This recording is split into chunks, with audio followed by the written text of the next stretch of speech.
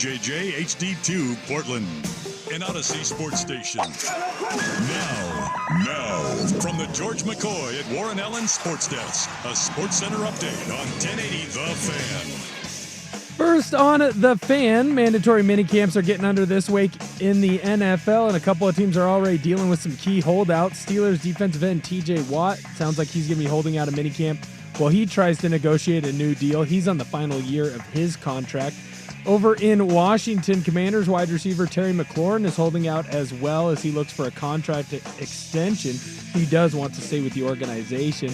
The situation in Cincinnati and between the Bengals and defensive end Trey Hendrickson continues to worsen as the D end has not reported to minicamp. Hendrickson wants a long-term contract and says he does not intend to play on the final year of his current deal. More sports scores and stories in 30 minutes. I'm Will Ortner from the George McCoy at Warren Allen Sports Desk. Hurt and missing work, insurance companies acting like jerks. Don't call your mom. Call George McCoy at warrenallen.com. Your favorite fan shows are on YouTube. Mash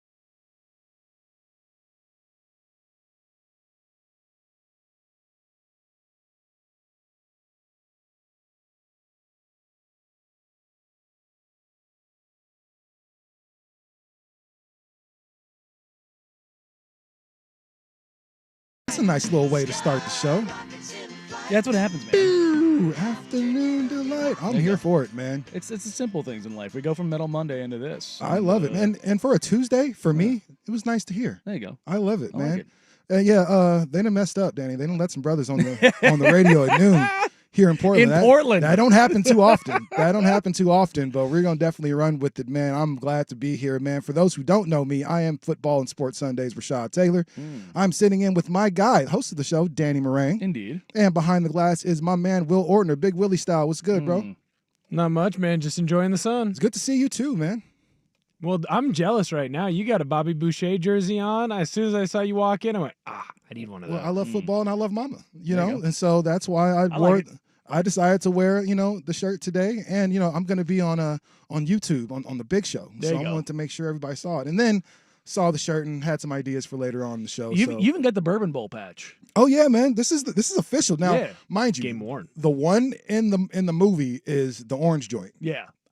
I'm not huge on orange. Oh, okay. Right? I look kind of weird in orange. I'm a big dude, 6'3", like 230 pounds. You mean there's some orange highlights on what you got going on? No, now? the It's orange working? highlight. Yeah, It goes, right? Yeah. But just the big orange, I look super weird. So I decided, or my wife got me this one. So I'm glad she did because the orange one wouldn't have played as well.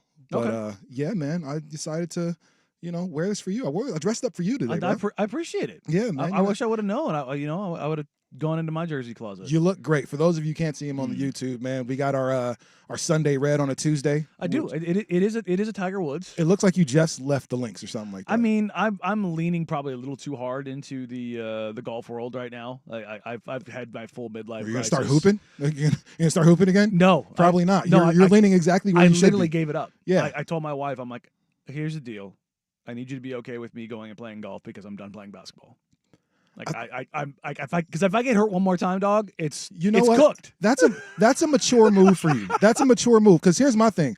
I refuse to play at this point. So my Yeah. buddies hit me all the time, like, "Hey man, we're thinking of going to hoop at like McKenna Park or something Yeah. like that." I'm like, absolutely not. So No. I can tear my Hamstring, ACL quad, or my ACL. Achilles or Yeah. something like that and be in the ER and no thank you. Yeah. Like I figure golf is I think that's a great transition, especially if you're a competitive dude that grew up playing sports. I had to football. find something. Like I think maybe darts, maybe ultimate frisbee. My father-in-law really been pushing pickleball on me. I'm not a racket sports guy. I just like ping pong. Pickleball can be tennis, addicting though. but That like- was my favorite time in PE as a kid. Like when we got a chance to play pickleball for a week, that man. It's just not. It's not my jam. It's not my jam, man. I don't know, man. It could be, and you know what it is? Maybe the pickleball court being a little bit smaller than like a tennis court or something like that. Maybe that could help, and you won't have to do as much. Oh, he told me, he's like, no, we just pair you with a younger guy that you can just kind of stand there. And I'm like, but that's not what I want to do. Yeah. Like, that's why I can't ride D Wade's coattails all the way to the finals. Why not? This is why I can't go play basketball, because I can't go be a spot up shooter. And just you're gonna go full bore. I'm gonna put the ball down. I'm gonna drive. Like that's in my head. Like I'm gonna put my shoulder down and go. See, I'm at that point. So again, I'm terrified to hoop. So if I do get out there, I'm old man game. Hey man, throw it down here. Yeah. Real quick. I got 2 moves I'm about to do. If that works, one of them is gonna be a fadeaway, little shimmy, little what's they from the girl that does the Jordan shimmy, the fake this way. That's what it's gonna look like. Fake this way and kind of turn. That's pretty much what it looks like at this point. No, man. So I love it. Unless you're using me for rebounds and putbacks, then I'm not gonna help you a whole lot on the floor right now. I can't turn my brain off for it. Don't get me wrong. I'll go down to the post because everybody will see me and they're like, oh, Well, how old is our competition? I've been playing. Last year when I was still playing, I was playing with literal college basketball players. Yeah, no, I'm not doing that. And that's when I pulled my groin and I went, go younger. Go younger. What is this? I need to go older. If I was actually gonna play, it would have to be in a 40 and older league. The last time I hooped was with Joe and his son and my son. Just humiliate some kids. Actually, to be honest, they did better than they were supposed to do. No, that's a problem. Yeah, you had a bunch of adults out there that were trying to prove that they could do it like they did in high school when they could not. They had a little more energy than we did. We still beat them. But I think it was much closer than it was supposed to be. You're like, man, we got to be careful with this in a couple of years. So what it was the ringers that were at the park that had to run with us or run with them. So saw some kids over there. I was like, hey, man, do you guys want to run, with these guys? And we'll take like the 2 younger, like we got 3 adults and we'll take the 2 younger kids over there. And then these like pre-high school kids demons start coming with that work. And I was like, oh my God. You have to stop and tie your shoes up like time out. Hold on, time out. Let me get down here and tie my joints up real quick. But it was breath. Yeah, it was pretty embarrassing. I would like to play. And I hope he's not listening. He probably is. Shout out to my guy Curtis Wilson, who's the principal at Benson High School, which is one of the schools that I work with, but is an amazing basketball player. I have beef with Benson. Do you? Oh, of course. I mean, listen, I went to Grant, so I can't stand Benson, but I worked there, so I got love for Benson, one of the schools I work for. So of course I got love for him. But I had a kid there snatch my ACL. Ouch! In a basketball game? Football after a play. Ouch! Cheap shot. Ouch! Yeah. Remember who it was? You can tell me after the break. I can't remember his name because it was my sophomore year. But they play dirty at points. They play dirty at points. They were not happy that we were up 52-0. Well, shoot, I probably would have snatched too, depending on if I was in the game. Like, are the starters still in the game as we're getting smacked 52-0? No, it was a lot of me being a fullback and getting a lot of fullback dives to run the clock. You should have been out of the game. So, that's Booby Miles. Look, it was I wasn't our tailback. I was a fullback, and it was like, all right, let's keep the clock running. Let's give it to Gronk back here to go mash and. What a luxury to have. We didn't have a lot of fullbacks at Grant High School in 2001. No, we had a lot of them. Yeah, and you played for Beaverton. Yeah, we had a lot of 5'10", 230 pound at a time kids. where Beaverton football was was titles. really legit. So you play for Beaverton. I'm from Portland, so I'm from the PIL. Shout out to all of our. You got your PIL hat schools. on. Oh man, I had, and I didn't realize at first that I had something to match the Bobby Boucher jersey. It was like, well, that's a win for the day. So shout out to all even my new PIL, which is super weird. But we're more of a basketball league, and not because we don't have talent at football. It's just that from Beaverton, like you said, they created schools because there was so much. Yeah, my graduating class was almost 2,000 people. Yeah, there were so many people at Beaverton. They had to create other schools around there. Like the PIL was like when I was in high school was like 10 teams, nine different schools. So if that was only like 5 schools that you could choose from, one on the east side, west side, north, whatever the case was, I think we would have been much more dominant in football because we had the dogs. Like we had people to do it. We just too far spread out. Yeah, I mean, you look at the Beaverton area schools now. When I was in high school, Westview had just opened, Southridge opened my sophomore year, and now Mountainside. So if you just go in that immediate area, you've got Beaverton, Westview, Southridge, Mountainside, Aloha, Sunset. you've got 6 high schools in it's one crazy. city. It's crazy how much that area has grown just in the past massive. 20 years or something like that. I think when I moved here in 91, I think Beaverton was 25,000 people, and now it's almost 100,000. Yeah. Yeah, it's small little spaces, has grown a whole lot, man. So I still don't know nothing about Beaverton. I'll be real. I'm probably the one person here at the station that is in northeast Portland, and that's just where I am. Well, I mean, Sprague too. Sprague, Sprague, because he's a Park Rose guy, and Sprague's a Park Rose dude. So that makes total sense that he decided to kind of stay over there here. But it's like people get money and they move to Beaverton. They go west, man. As soon as I got my check, I was gone. But most people, hey, I can't decide. But now if you got to make a little bit to stay in the neighborhood that I used to live in. So that's kind of one of those things. But we got a lot of time to talk. Real estate and all this stuff. I'd rather talk sports. I'm not sure about you, bro. Yeah, it depends on what we're doing, man. We're trying to make some money. Well, shoot. I mean, how much money are you talking about making? It depends. You say real estate. Let's talk about some bear and bull markets. I'm always down for a check or two. So, and speaking of checks, man, one of our Blazers is expecting a pretty big one at the end of the summer. So we'll see what's up with that. We're gonna talk a little bit of Blazers offseason. Yeah, got a questions for our Blazers insider here. Just clear up some things for us from some fans that might have. It's been pretty quiet, so it'll be interesting. It has been pretty quiet. So I try to make stuff up. I'm trying to be messy and try to find the dirt sheets. There's not a whole lot of them about the Blazers, but whatever. But there is some stuff coming up. There is some NBA rumors around, or there are some NBA rumors around. I'd love to get your take on, and you as well, Will. Because I know you're a pretty sharp dude. Being the youngest one out here in the group. But Russell Westbrook might be getting a pretty big bag too. NBA Finals are coming on. I've got some NFL talk around. There's some new faces and some pretty new places for them. College football PFI came out. I'm not sure if anybody else saw, but the Ducks are ranked within the top 10 yet again. And so we'll see what the outcome of that is. We got a lot of stuff. Also, with the Bobby Boucher shirt, we're going to have a Mount Rushmore of fictional athletes. Now, here's the caveat, though. That fictional athlete cannot be an actual player. Yeah, you can't pull the Ray Allen Jesus. No Jesus Shuttlesworth. No Neon Bordeaux. No Butch McRae. Like none of those guys. Actors. You know who Neon Bordeaux is? Do you not? I know who Jesus Shuttlesworth is. Come on, man. You've never seen Blue Chips? No, but I'm aware of it. Is that Shaq's character? That's Shaq is Neon Bordeaux, absolutely. And then Butch McRae out there being Penny Hardaway. See, I'm gonna teach you a couple things, and we're gonna teach everybody some stuff out here. But this is Danny and Friends. We're gonna come back, talk a little Ant, let's talk a little Blazers. We'll see what's up. Danny and Friends, right here, 1080 The Fan.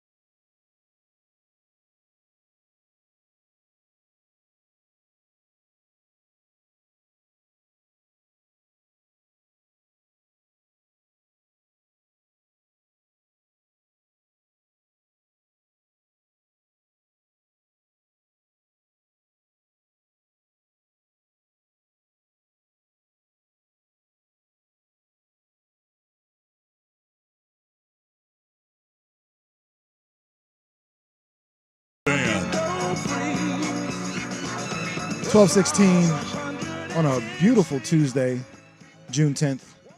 Rashad Taylor in today with my guy, Danny Meringue, man.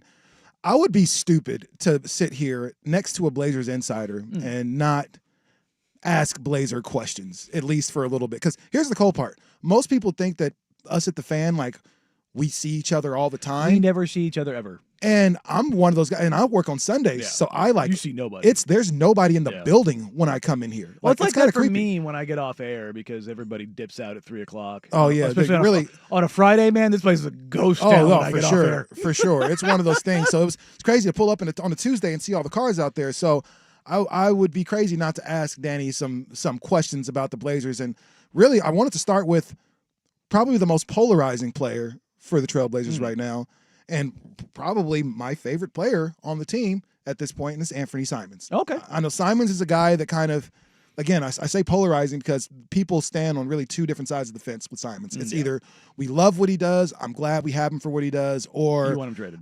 Get him out of here. Yeah. Get him the heck out of here because he does not help this team. All he does is shoot. I'm of the belief that I'm a Blazer fan. Mm-hmm.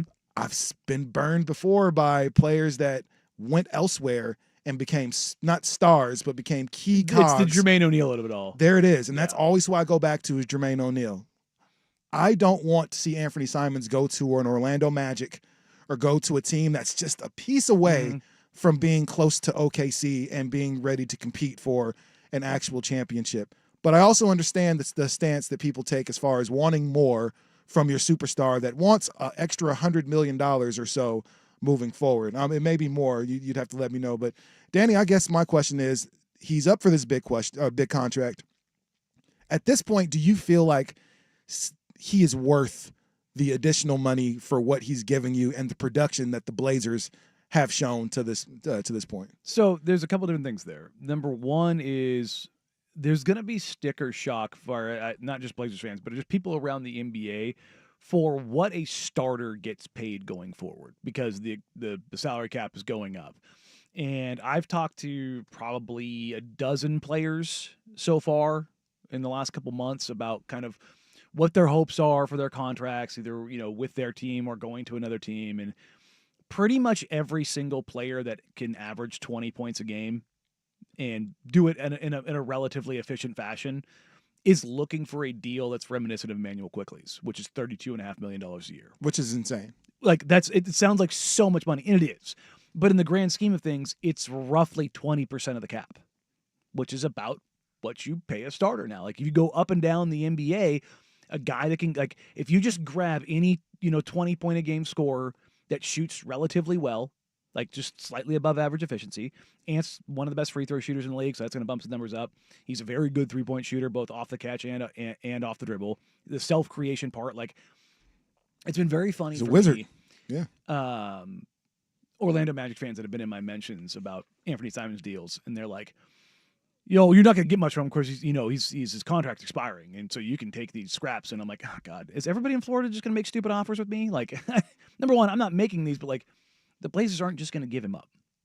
And as it stands right now, I would be more surprised if he was traded than if he got an extension. Like, I genuinely think he's more likely to get an extension than he's going to get traded. Because if you look at it from the Blazers standpoint of things, he's clearly their best shooter. And that's not without, I mean, there's in a shooting league, you need shooters. And he's their best self-creation guy on the roster. He can score at all three levels. He's the only guy on the roster who can really create his own shot at every level. And you can vary about how you think about how he does that or this, that, or the other, but that's the honest truth. And, like, it doesn't matter, like, my, opinion on it. Like, that's the league's opinion on it. Like, that's when I talk to opposing coaches or players, like, the thing that scares them is Ant. Like, that you see that in defensive in coverages. That's why Ant gets picked up at 40 He's the offense. feet. Like, they're like, if we stop him, and we know it's harder for everybody else to do other stuff. So, and that's not a shot at, like, Denny or anything like that, who's gotten a lot better and who I love. But he doesn't as a shooter, nobody else puts fear in self-creation the way that Ant does. And, like, every coach is, when they play the Blazers, that's who they're targeting. Like, we don't want that guy to go off. Yeah. Yeah, he's the scouting report, for them on most nights. I kind of feel like, just as a Blazer fan, we can kind of get a little, I don't know, we're impatient, obviously, at this point. We've seen it not work for a couple of years. Even the last few years of Dame, things just have been slowly kind of falling apart and everything. And I think you always have to have a scapegoat when that's the case. In this case, I honestly think I keep calling him CJ because I feel like we treat him the way we treated CJ, like you're expendable. We can do without you. And that's not the real. I don't really feel the same way about Anthony. I feel like Ant is going to be one of those guys that, again, on another team that's set up to do great things, he's going to be the player that we all figured he would be. And I just don't want we don't want to ship him away and watch that happen somewhere else. Like, it hurts. Like, watching the playoffs this year, it hurt to see all these former Blazers out there doing great things for their squads. Like, it hurts to watch a Josh Hart excel, the way he's been doing in New York. Like, and it's not like the Blazers wanted to give him away, but he was hitting free agency, and they kind of knew what the deal was going to be. It hurts to watch my guy Sleeves, and I love Storm and Norman. That's my guy. But I love to watch him in L.A. and for what he's doing for the Clippers. But also, man, it sucks to see somebody like Batum still be able to contribute to these teams and stuff like that. So it's not like we don't have good talent and we haven't had talent. We've had it here. It just never made sense with where it was in the rest of the roster. And I think that's where we are right now. Like, if Ant stays, somebody's got to go. Like, and I think that's the big thing about it, because you can't have Ant, we can't have Shaden, we can't have Scoot. We have three guys that play the same positions, all do it very differently in the way that they do it. But I feel like one of those guys has got to go. This is going to be it. Let's say the Blazers re-sign Ant and they bring him back. It's going to be a year, but it's pretty damn telling for Ant, Shaden, and Scoot. And I think you're going to have to make a decision on one of them for sure. I said this, I want to say, when they drafted Ant, basically they had 18 to 24 months to figure it out. And we're hitting that point now. And if it were me, I would make a decision going into this next season with Ant or Scoot. And some people will say, well, then give me Scoot or give me, whatever. Scoot's younger. I want to, roll with him. And I think you can make an argument that makes sense. But on the flip side of that is there's a lot of people that I know in the league that don't think Scoot is going to be an above-average starter.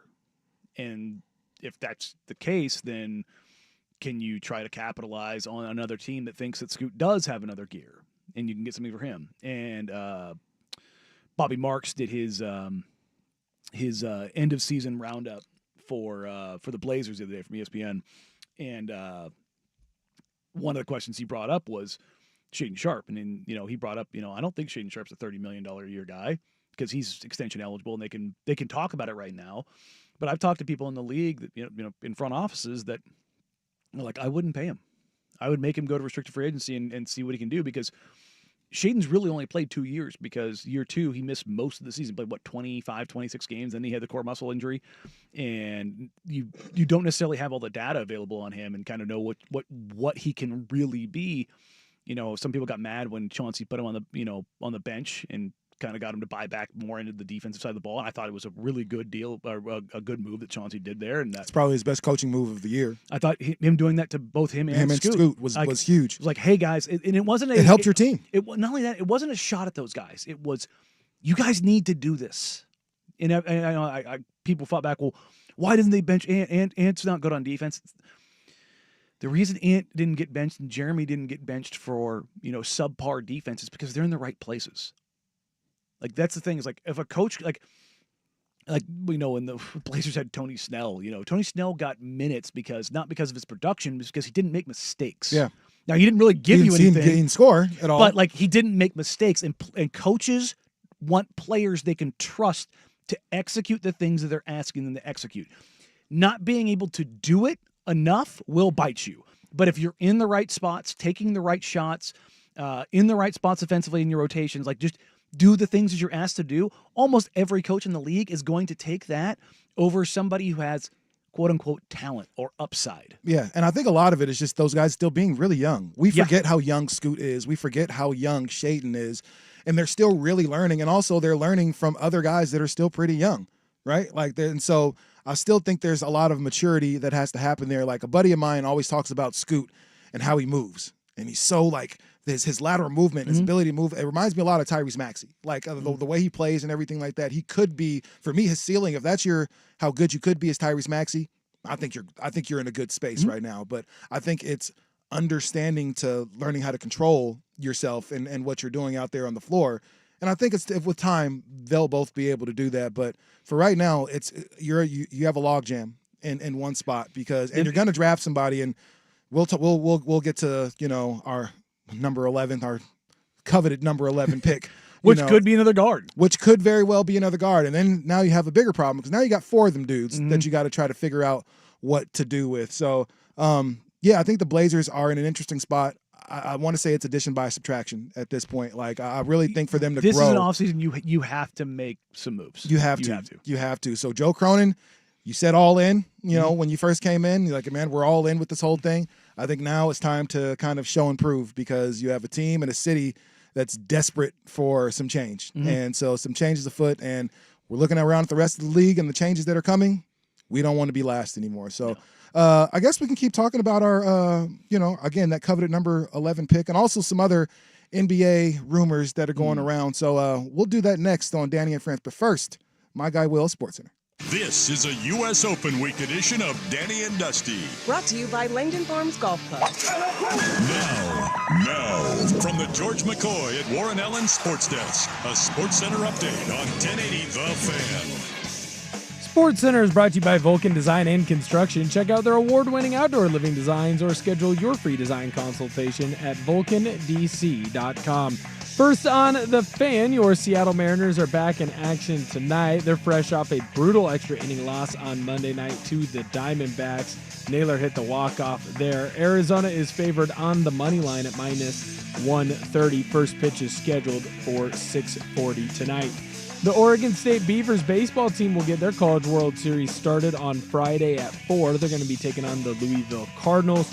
Beavs get the second game of the Friday doubleheader. They're going to be following the Coastal Carolina-Arizona Wildcats game, which is going to get underway at 11. More sports scores and stories in 30 minutes. I'm Will Ortner from the George McCoy at Warren Allen Sports Desk. Hurt and missing work, insurance companies acting like jerks. Don't call your mom. Call George McCoy at warrenallen.com. The Hot Corner, now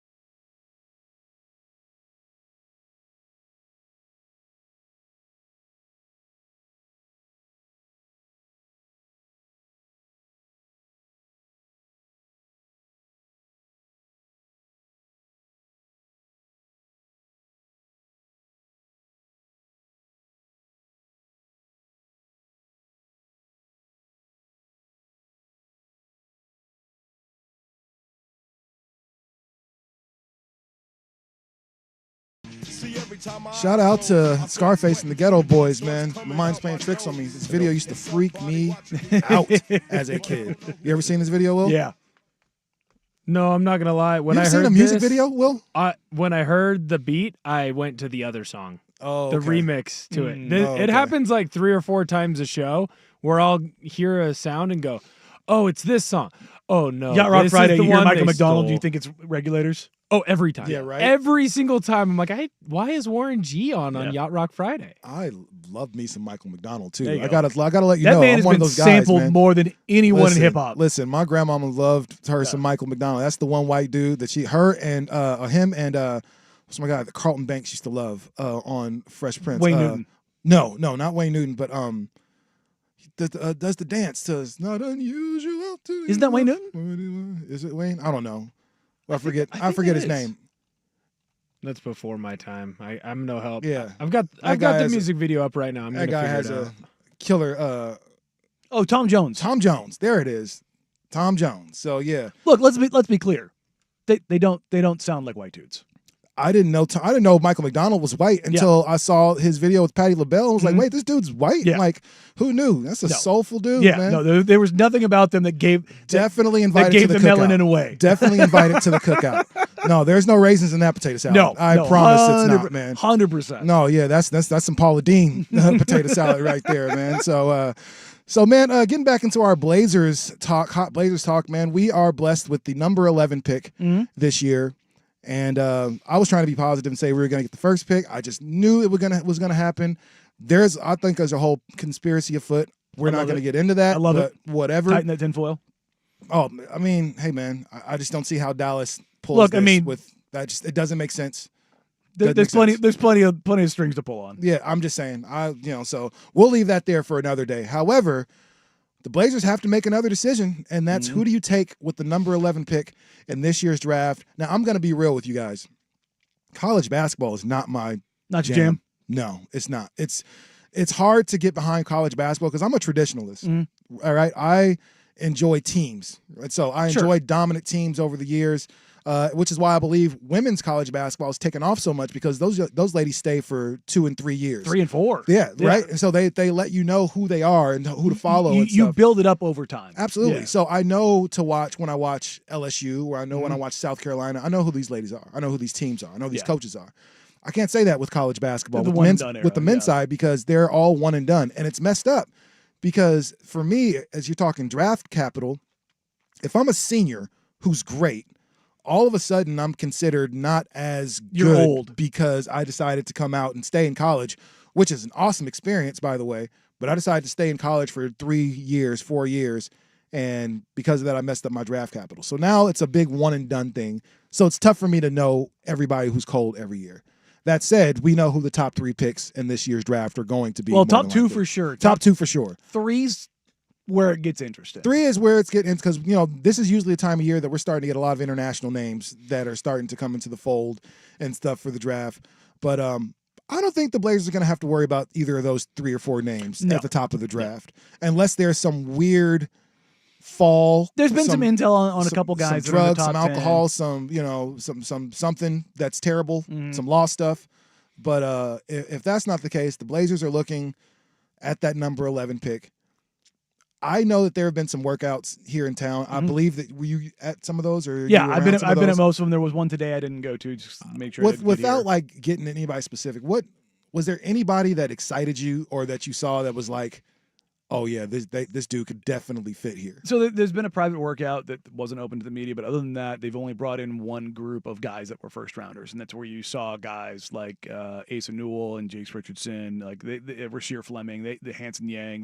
They had some guys come through there that you're like, okay, these are no doubt first round guys, but they weren't at pick number 11.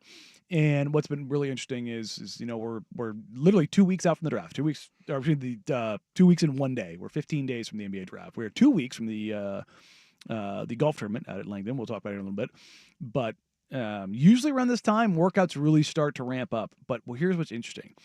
Really, from picks 5 through 13 or 14, you can make a justification for a lot of different guys. It's kind of an eye of the beholder. And it's not in the same situation it was last year where the draft was down. Like, it just, overall talent, it wasn't as high. This is more of like, okay, what do you like? Do you want to take a swing on a guy like a Noah Senge from France via Ratio Farm Do you want to take a swing on a guy at Arizona and Carter Bryant? Do you want maybe some more shooting and Trey Jones from Texas? Do you want some more stable kind of bulky guard wing type in Conca Nipple from Duke? Like there's just a lot of different guys that can go in this range, and you're not really sure. I know some front offices really like Derek Queen from Maryland, and I know some front offices are like, I wouldn't touch him in the lottery. And so it's an eye of the beholder situation. But as it pertains to the Blazers, because they're picking at 11, there's a lot of guys who think they could go 5, 6, 7, 8 who maybe don't want to come work out for a team picking 10, 11, 12, 13, Agents are trying to control that process because they want to make sure that they're trying to steer their guys closer up the lottery. And then there's, unfortunately throughout this process, and this happens every year, guys pick up nicks and dings and, a rolled ankle in a workout here. They don't want to send a guy into a workout, possibly aggravate an injury or have a complete dog-ass workout. For those that wonder, those do happen. Oh, for sure. There are plenty of workouts that, to be fully clear, I've talked about this a ton of times. Tumani Kamara came in, his workout sucked. It was like his 13th or 14th workout in 15 days. Jeez. He was cooked. And he was he's told me before, I kind of sold that workout.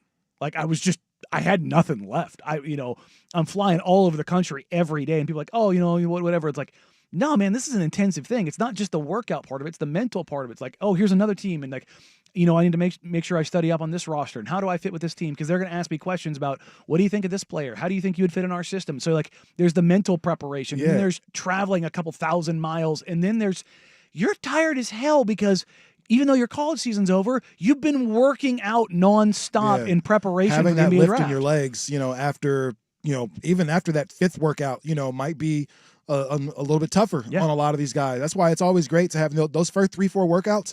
Those are usually golden. Those are the ones you want to try to prioritize. Yeah, those are the ones that are usually golden. Those are typically the teams that are going to kind pick of you draft in your range in that area and everything. But once you start getting into workout number 7, workout number 8, then you've been or in doing the teens again, or in the teens, you've been traveling around.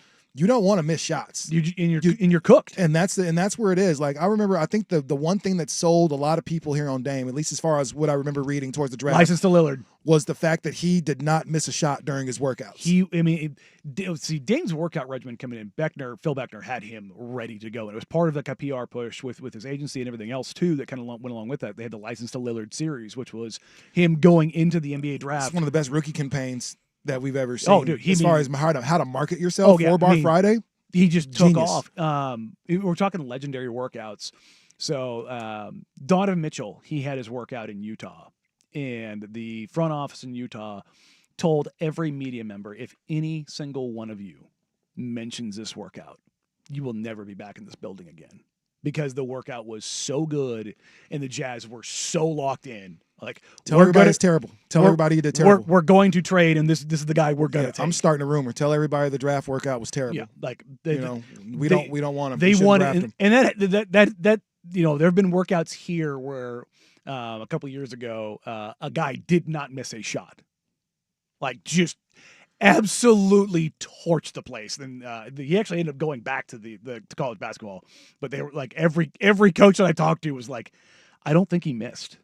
See, he just hit everything, and they were like, "Yeah, no, he's a shooter." So hopefully Igor Demon, the point guard / shooting guard from BYU, has he had a workout? And hopefully it was. If he did, hopefully it was good. But it's another point guard / shooting guard that the Blazers desperately need. Right? They need playmaking. More of these. They need creation. They need shooting. And Demon didn't shoot the ball incredibly well at BYU. He did shoot the living hell out of the ball at the combine. He's put some work into his jumper, kind of tightened some things up, which is typically what you'll see from young guys. Yeah. And then you've got Kasparas Yakashionis, the guard from Illinois, 6'6", who ended up shooting 32% from three, but shot it well from the free throw line. Had some injuries that he kind of had to deal with. I think in the long run, I think he's going to be able to shoot the ball. If the Blazers were picking at 11, and let's say kind of the not necessarily projects, but the guys that might have more upside, and like a Senge and Brian are gone, Yakashionis is the guy that I like there the most. Yeah, well, hopefully that's what the Blazers can do, because apparently he's supposed to be Austin Reeves or perhaps DeLon Wright. we're not sure. Low end could be DeLon Wright. So we'll see what it is. But yeah, man, that's what's going to happen for the Blazers.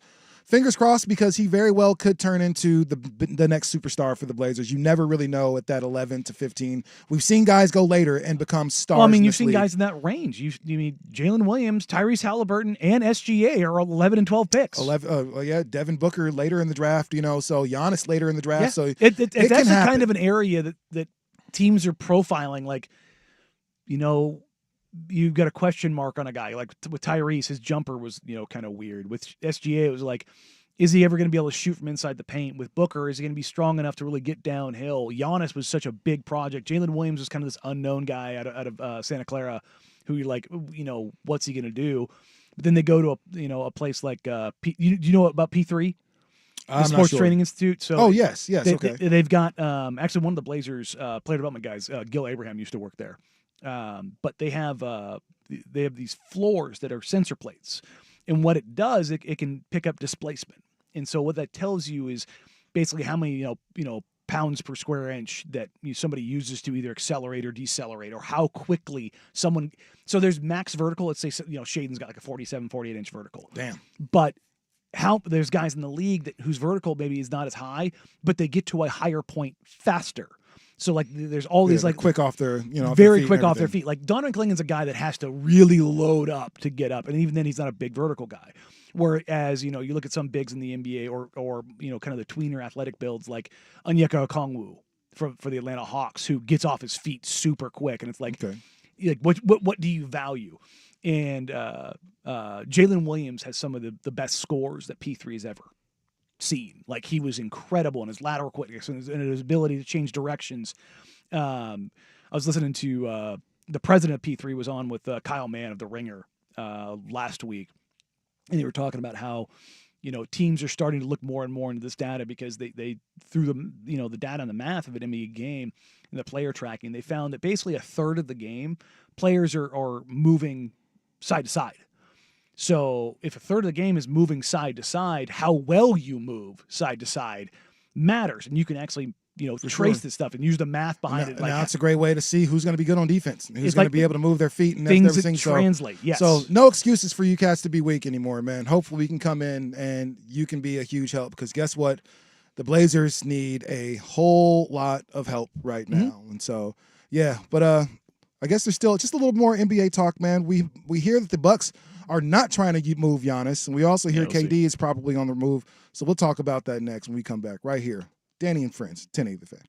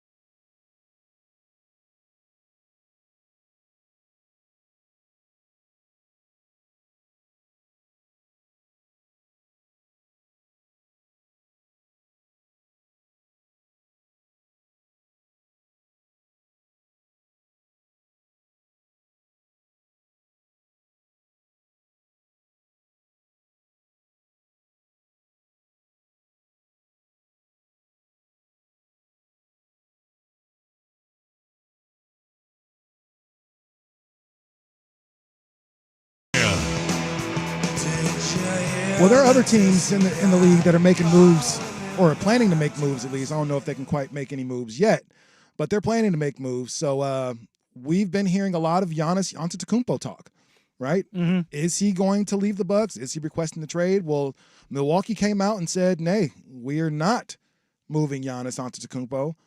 I think they're BSing, though. I think where there's smoke, there's fire. And whenever we hear there are trade talks about a specific player and they last for maybe longer than a couple weeks, then we know there might be some changes afoot. So the league is generally operating as Giannis is not going to ask out until he asks out. And so don't get me wrong, there are teams like the New York Knicks, they are full court pressing for Giannis. It's going to be interesting. The talk among NBA circles was that we might come out of the weekend with some news that he would ask out. Now, that didn't happen. So it's going to be interesting to see what comes out of this, because if it's going to happen, you would think that teams that are going to want to do it are going to, not only just the other teams, the Bucks themselves are going to want to do it before the draft. If they're going to do a deal with like a team, particularly like San Antonio, who has the number 2 overall pick. Now, it doesn't mean they can't, have those discussions afterwards. Obviously, we saw that with the Cavaliers and the Timberwolves. Wiggins is drafted, and then, they have to wait and then trade Wiggins for Love to Cleveland, that kind of situation. What I don't even know. What would the trade market for a guy like Giannis even be? I mean, every team would call. You saw what Dame went for, which was a whole lot as far as like draft capital and everything. So you're talking about a 2-time MVP. One of those MVP years was Defensive Player of the Year, and then an NBA champion with the Finals MVP. And this is all within the last 5 years or so.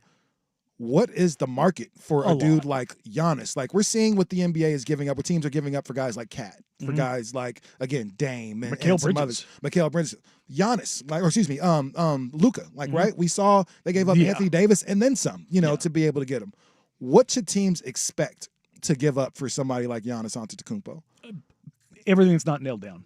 And even some things you think are nailed down. Yeah.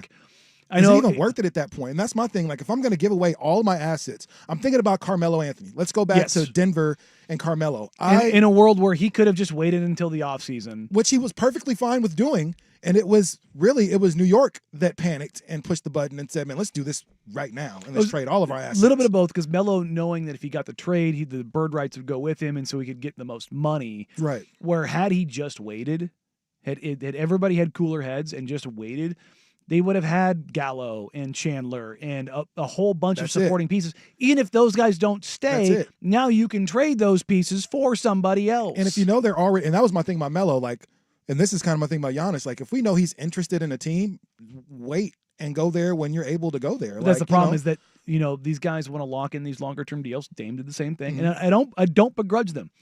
But, and here's my flip side counter-argument to this.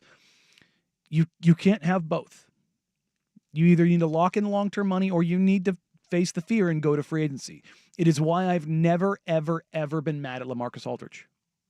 LaMarcus served out his contract. He went to free agency, and he earned the opportunity to go to free agency. I ain't gonna say I wasn't mad at LaMarcus. I wasn't mad at him, because he could have extended and then asked for a trade. I think the reason people were mad at LaMarcus wasn't because he left. I think we all understood that at that time, going to San Antonio was a smarter idea. Mm-hmm. You were closer to a championship. You were going to play with Pop. And it was closer to home. Yeah, closer to home. You're going to play with Tim Duncan.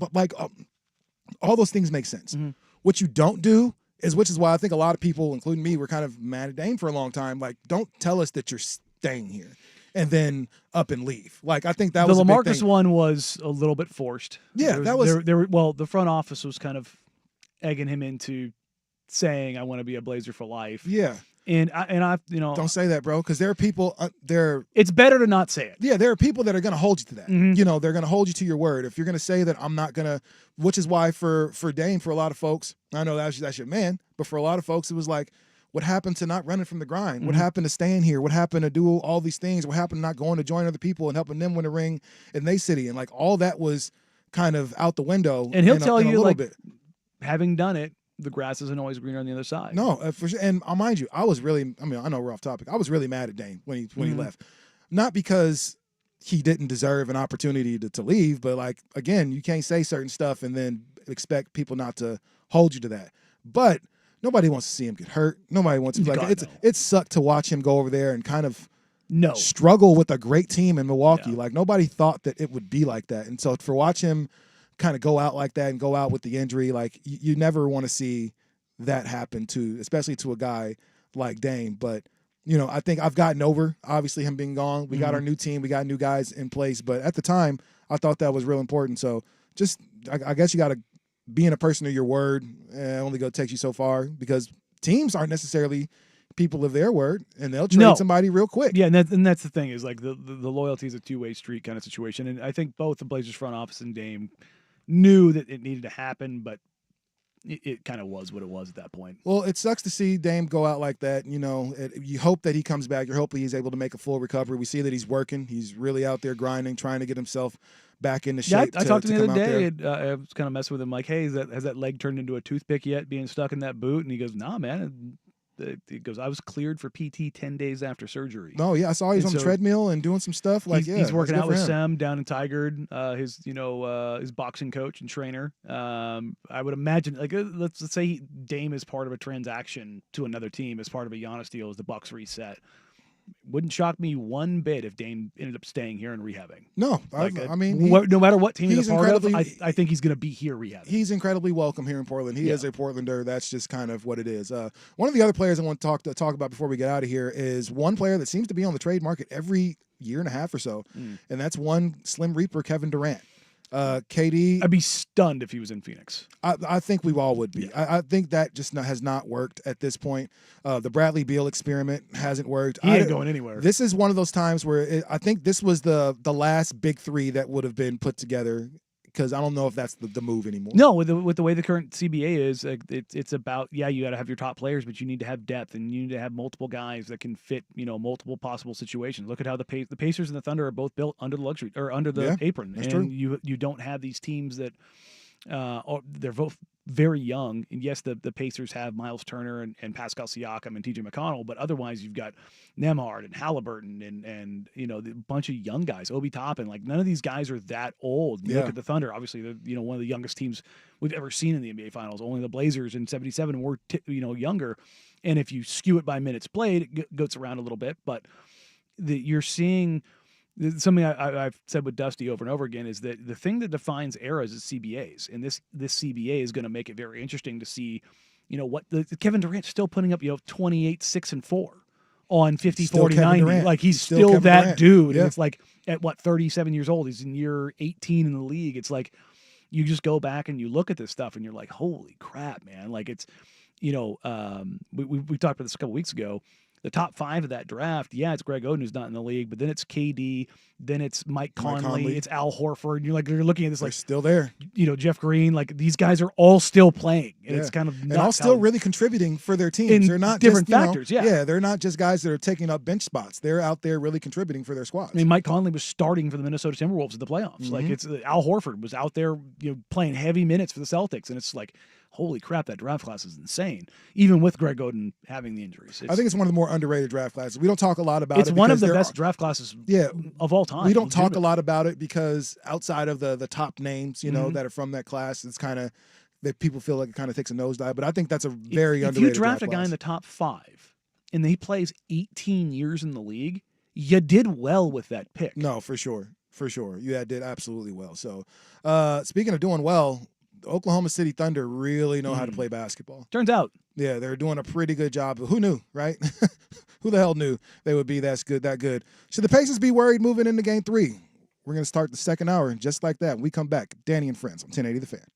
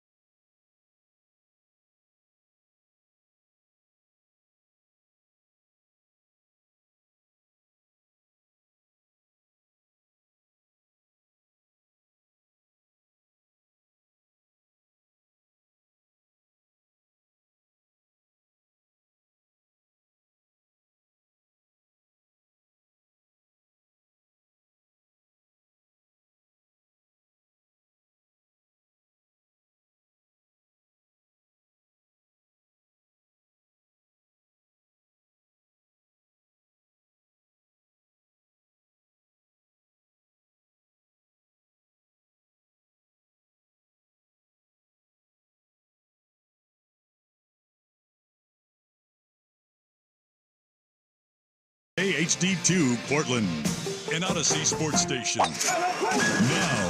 Now, from the George McCoy at Warren Allen Sports Desk, a Sports Center update on 1080 The Fan.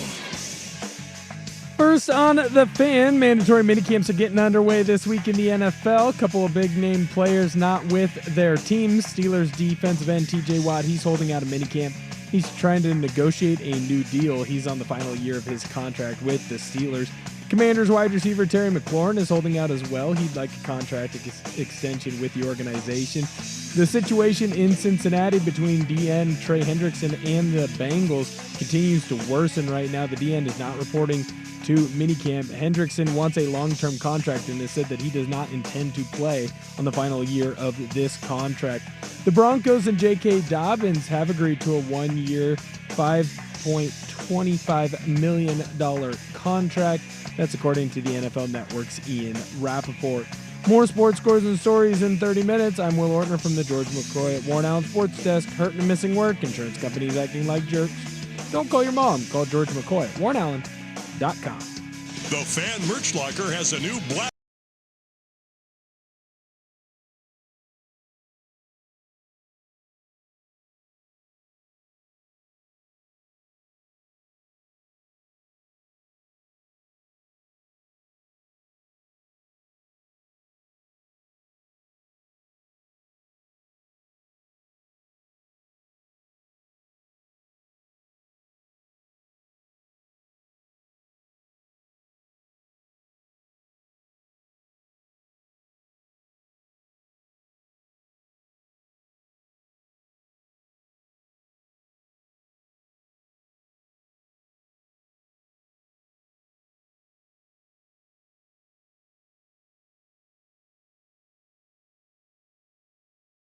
Three, right here, Danny and Friends, 1080 The Fan. Do you like the name Danny and Friends for now? It is what it is, man. I'm calling something else for the day. Yeah, we can go. We got something. This is the Ebony and Ivory Show. There you go. 1080 The Fan. 1080 The Fan.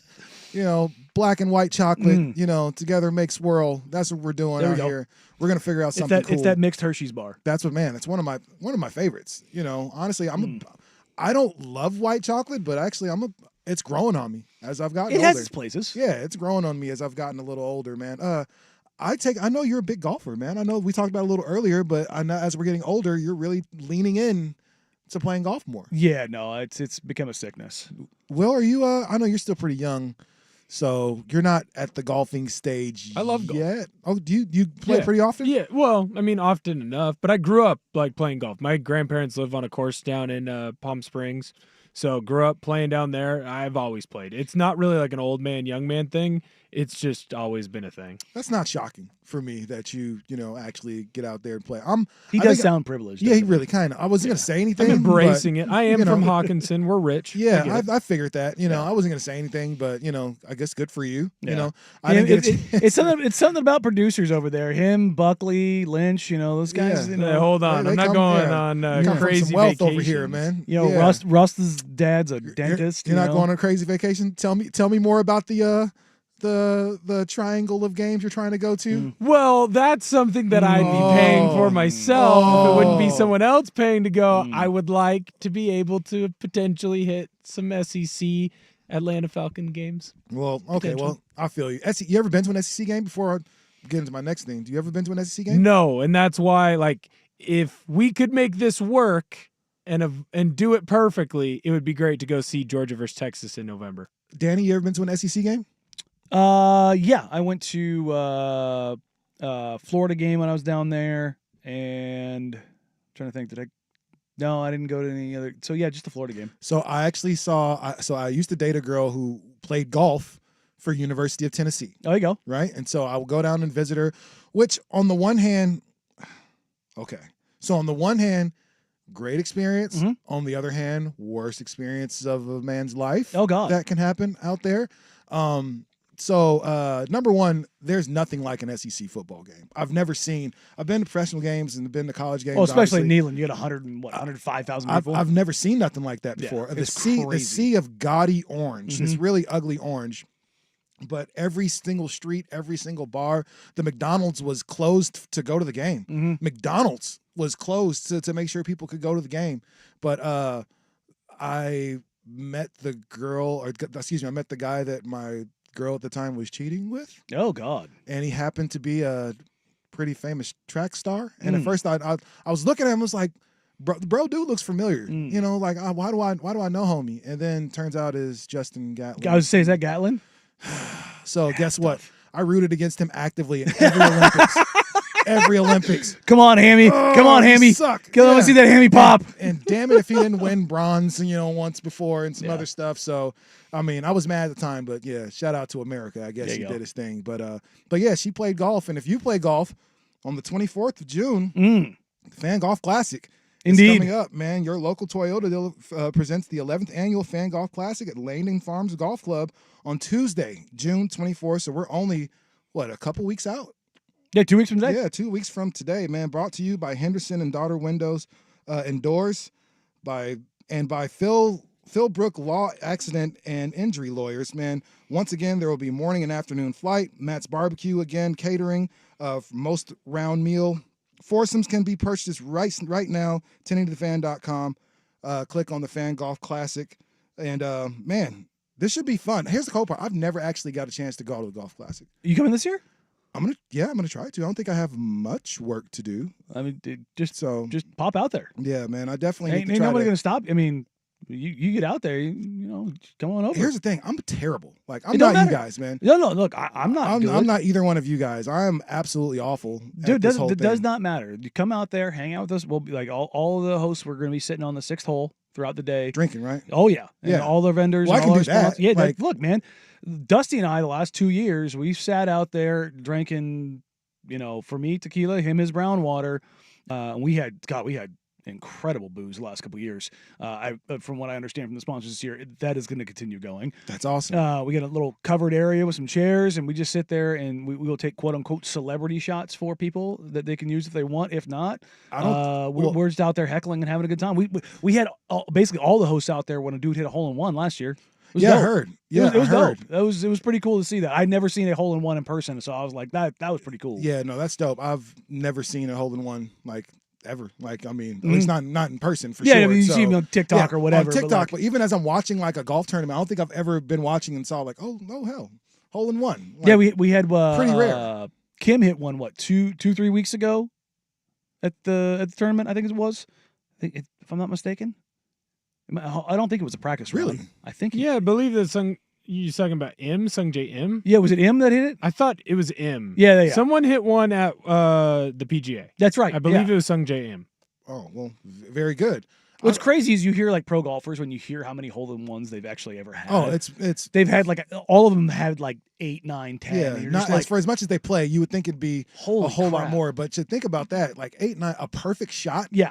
Like, how often do you guys get? I mean, we've seen some amazing shots in golf, 280 yard away, and you're putting it in a 4-inch spot, and it lands in a spot to roll just enough to be able to get to the hole. Like, I don't know if there's anything more I get jacked impressive. when I hole out from 20 yards, let alone 250 plus. Grandpa Wilbur, so the grandparent that lives on the golf course, he's got 5. Listen, 5, all after the age of 65, I believe. Which could you do right now? First? Hit a home run off of a major league hitter. Oh, no. Or sink a hole in one. Significantly more likely to hole in one, and that's like a 1 in a billion for me. Yeah. I had it. Look, he will remain nameless. There is somebody over at K2 who, we Joe and I and Tyree, we all watch games, road games in the sports office at K2, and so we're doing prep for the postgame show, and somebody came in and told us that he could hit a home run off of a major league pitcher. And I'm like, I'm telling you right now, I will give you $100 and 100 swings. You could not go down to DBAT down the street where they've got the pitching simulators and stuff like that. And I could turn that thing at 97. No. And it will have zero movement on the pitch. It will just be 97 straight down the pipe every single time. You won't even get a hit. No. I might get a bunt in, but you are not going part, you are not going to register like do you ever see the Bat Bros on social media? They're actually from out here. They've done a bunch of video at George Fox and then out in Bend and stuff like that. But I think he's a former D3 player, or he was a minor league player. I can't remember, but they go through and they test like all different types of bats, and like they there's the Easton Decor. Is that the old OG one that I think that I grew up with? The Decor, the style of bat? Yeah, it's a BB Core. BB Core, that's right. Yeah, I can never remember. So the new brand, I believe, or the new style is BB Core. The original, so like when you would have been playing, the one that used to kill people, been playing, that's called BSER. That's right. It was the BSER certification. Yeah. So it's kind of funny. They'll demonstrate the difference between these two bats, and this guy can swing it like better than 99% of the world. But the problem is guys in Major League Baseball are the 1% that can do absolutely obscene things. Yeah. But different athletes. This guy's hitting like 109, 110 exit velo, which is like that's unreal. Like that's literal major league quality exit velo. And when you talk about guys like, Shohei and Judge, they're hitting like, what is it? Like 116, 117, the highest in baseball kind of a deal. So this guy just rakes. Yeah. But like he's using an aluminum bat. I actually pulled up some of the videos right here. I'm looking at the baseball bat bros. Mm-hmm. It's like I get lost in those videos all the time. And if you're listening right now and you think you can do this and you have not been playing baseball your entire life and you're currently still playing, you have a 0% chance of doing it. Some people have a real false confidence about everything that they do. Oh, it's like 85% of people surveyed think that they could land a plane in an emergency. I'm like, no. You have a 0% chance. People can barely parallel park. Yeah. So you're going to tell me you're going to land a 757. Yeah. You're just going to land a plane. You might have a chance if you're flying like a Piper Cub or a Cessna, like a single engine plane, like you can kind of glide it in. Drug smuggler planes that they used to fly in like the 80s. Yeah, of course. Like maybe then, but no, if you're asking me if I could land commercial airline, a Spirit flight, like because absolutely. No, the Spirit plane's going to break down. We're all going to die. Yeah, we're on Spirit in the first place, so we're all going to die in number one. But you're asking me to land the plane now, so you want to die well before we land. That's the way that's going to work, man. So, no, but I think that's an interesting thing. But, yeah, if you're able and if you want to come hang out with the fan host, June 24th, man, Langdon Farms Golf Club. It's one of my favorite events of the year, dude. Legitimately, we don't do a ton here, and hopefully we're gonna change some of that around here in the next couple of years as the world and the economy is all coming back out of the post-COVID era and everything. Things are being made great again. Yeah, there you go. Right? As long as you're not DEI, as long as you're not nonprofit, as long as you're not any of those things, things are going awesome for you, So things are going incredibly awesome for the Oklahoma City Thunder as they had a massive win on Sunday night. Can history repeat itself? And they do it in Indianapolis? Yeah. Let's talk about it. Indeed. Coming up next, Danny and Friends, 1080 The Fan.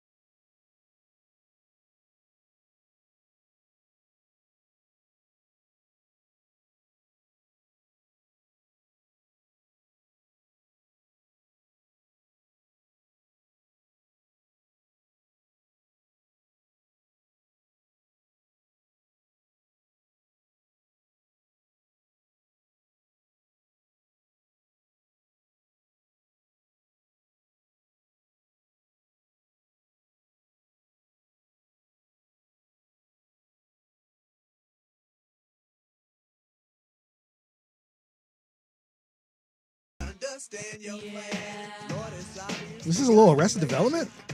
I love it, man. Y'all got cuts on y'all show. We gotta play something different on Sundays. We trying. Yeah, I love it, man. Speaking of something different, the Pacers are gonna have to try to find that old magic, because they got to do something different than they did in Game 2, because Game 2 was an absolute shellacking by the MVP and the Oklahoma City Thunder, as the Oklahoma City Thunder win by a 22-point margin. It seemed like it was much more, though. Honestly, there were parts of that game to where it just looked like this wasn't going to be there was no comeback coming for the Pacers. Not this game.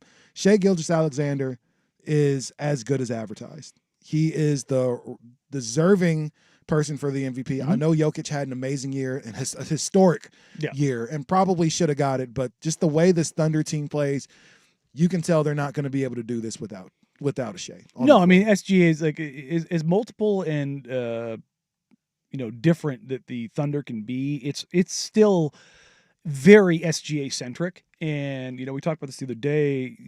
SGA has the most points through 2 games of an NBA Finals in their career of any player of all time. He's got 72 points through his first 2 games.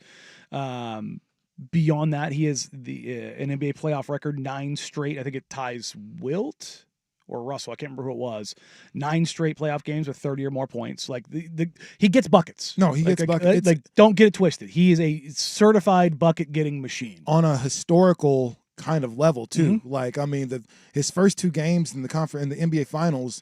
Again, I think only Jordan and somebody else have like a higher score. Allen Iverson, I think have like those a two higher scoring average than him at this point. So he's really out there getting buckets, and I love Shai because he defies what the NBA says it is right now.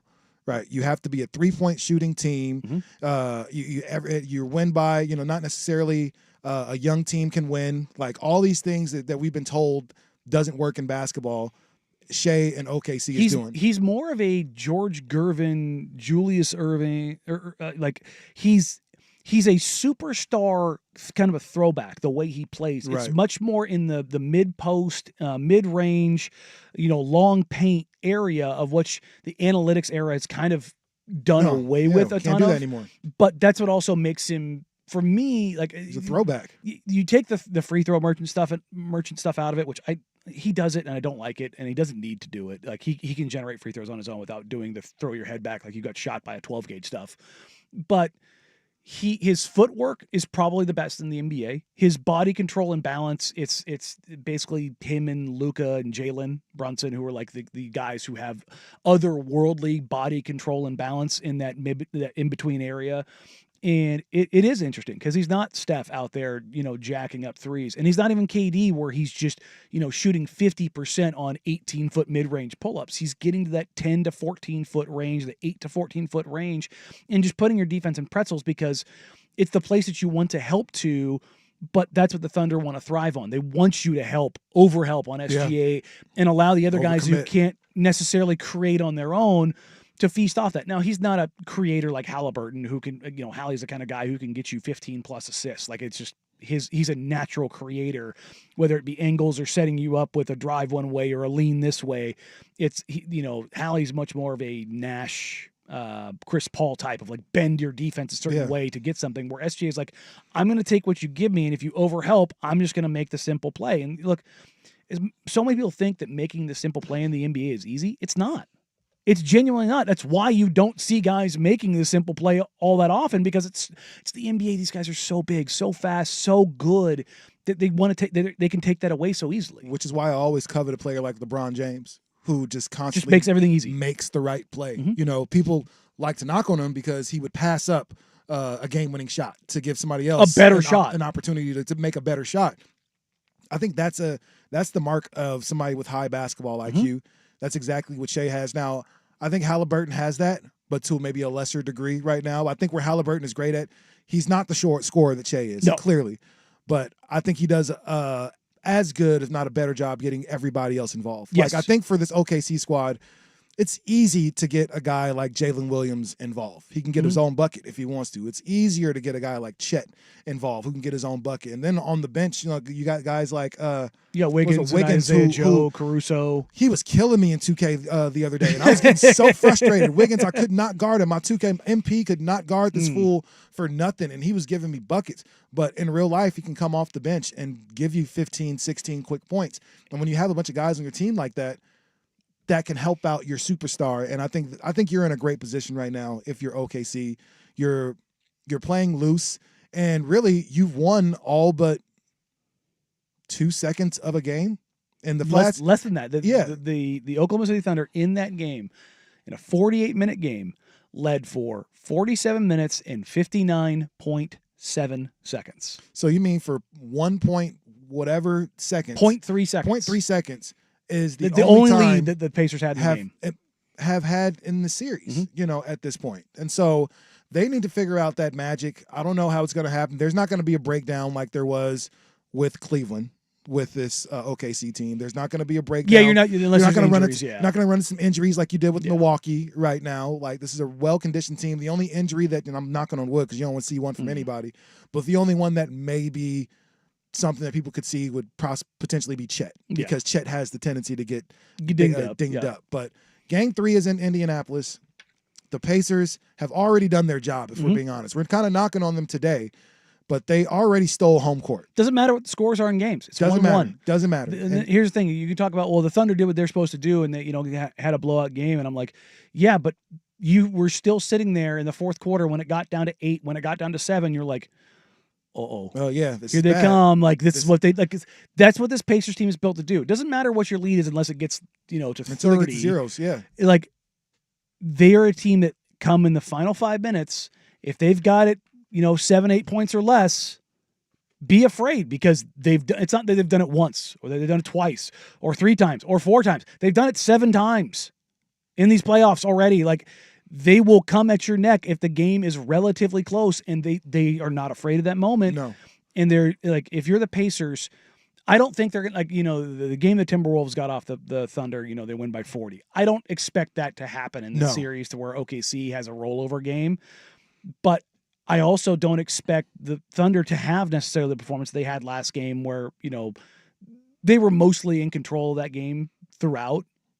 I think it's going to be in between kind of what we saw. And I think if that is the case, the Pacers have a chance literally every single night. And that's what I talked about coming into the series is everybody's talking about Thunder in 5 or a Thunder in an easy 6. And I'm like, you better take care of business then, because if you don't, you can't kill this team. If you leave the door open, they are going to come charging through it. And listen, Tyrese Halliburton, and this team, for as much crap as they take, this is kind of what they do.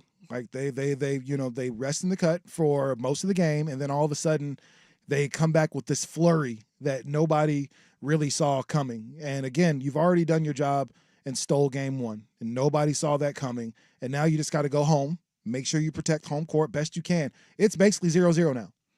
Now first team to win 3 games is going to win a championship. You have an opportunity to protect your home court at least in one of these games and try to make this a series.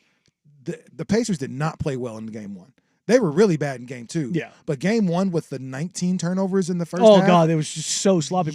But even with that, they found a way to win. And they stuck around. That's what I take from that game is like, well, the Thunder should have won that game. And I'm like, what happens if the Pacers take care of the ball? Guess what? The Pacers haven't played well yet.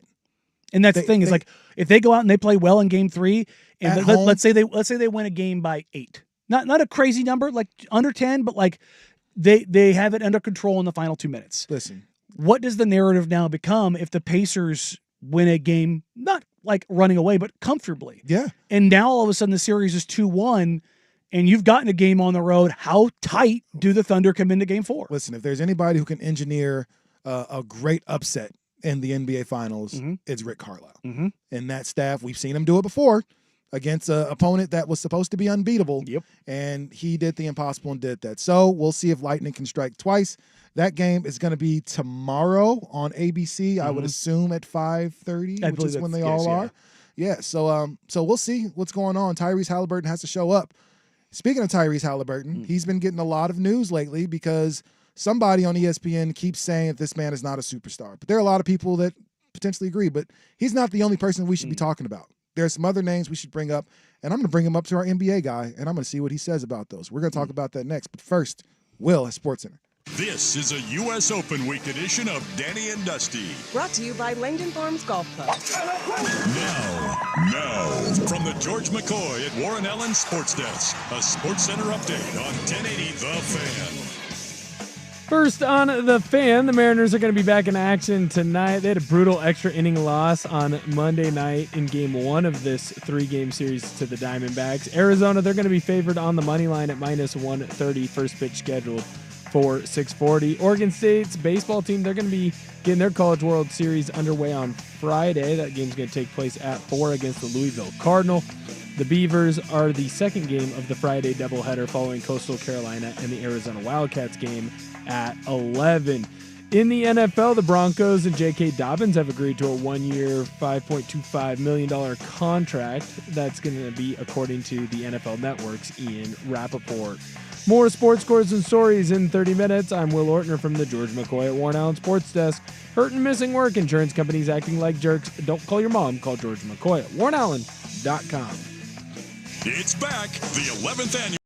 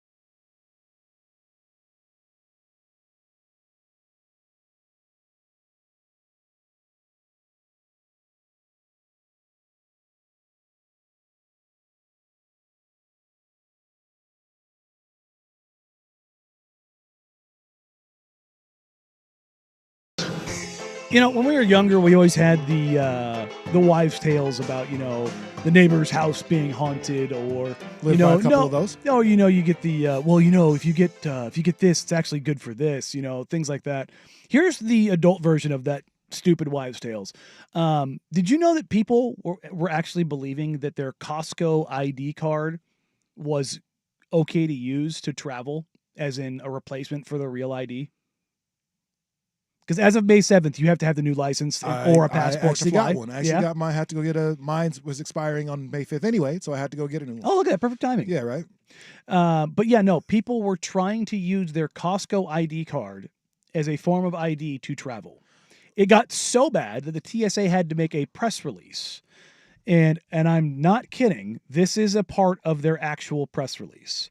We love hot dogs and rotisserie chicken as much as the next person, but please stop telling people their Costco card counts as a real ID, because it absolutely does not.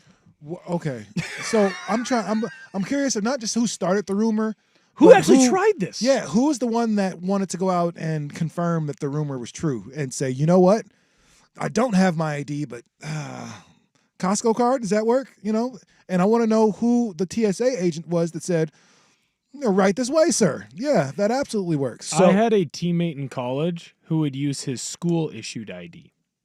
It did not work. Yeah, no, it's not a government ID. But he thought it worked. So I have an OG Costco card. I'll blank it out so I can show the other side. If you're watching on camera, you'll see that mine does not have a picture. Is it faded out? No, there's just no picture on it at all. Oh, it's old school. It literally, this card is from 2006. Yeah. It's my family's company's card, and because we had multiple people on the account, they just didn't take pictures.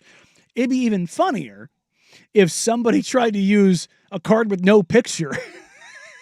Yeah, as their real ID card, and it worked. Like, okay, so crazy part.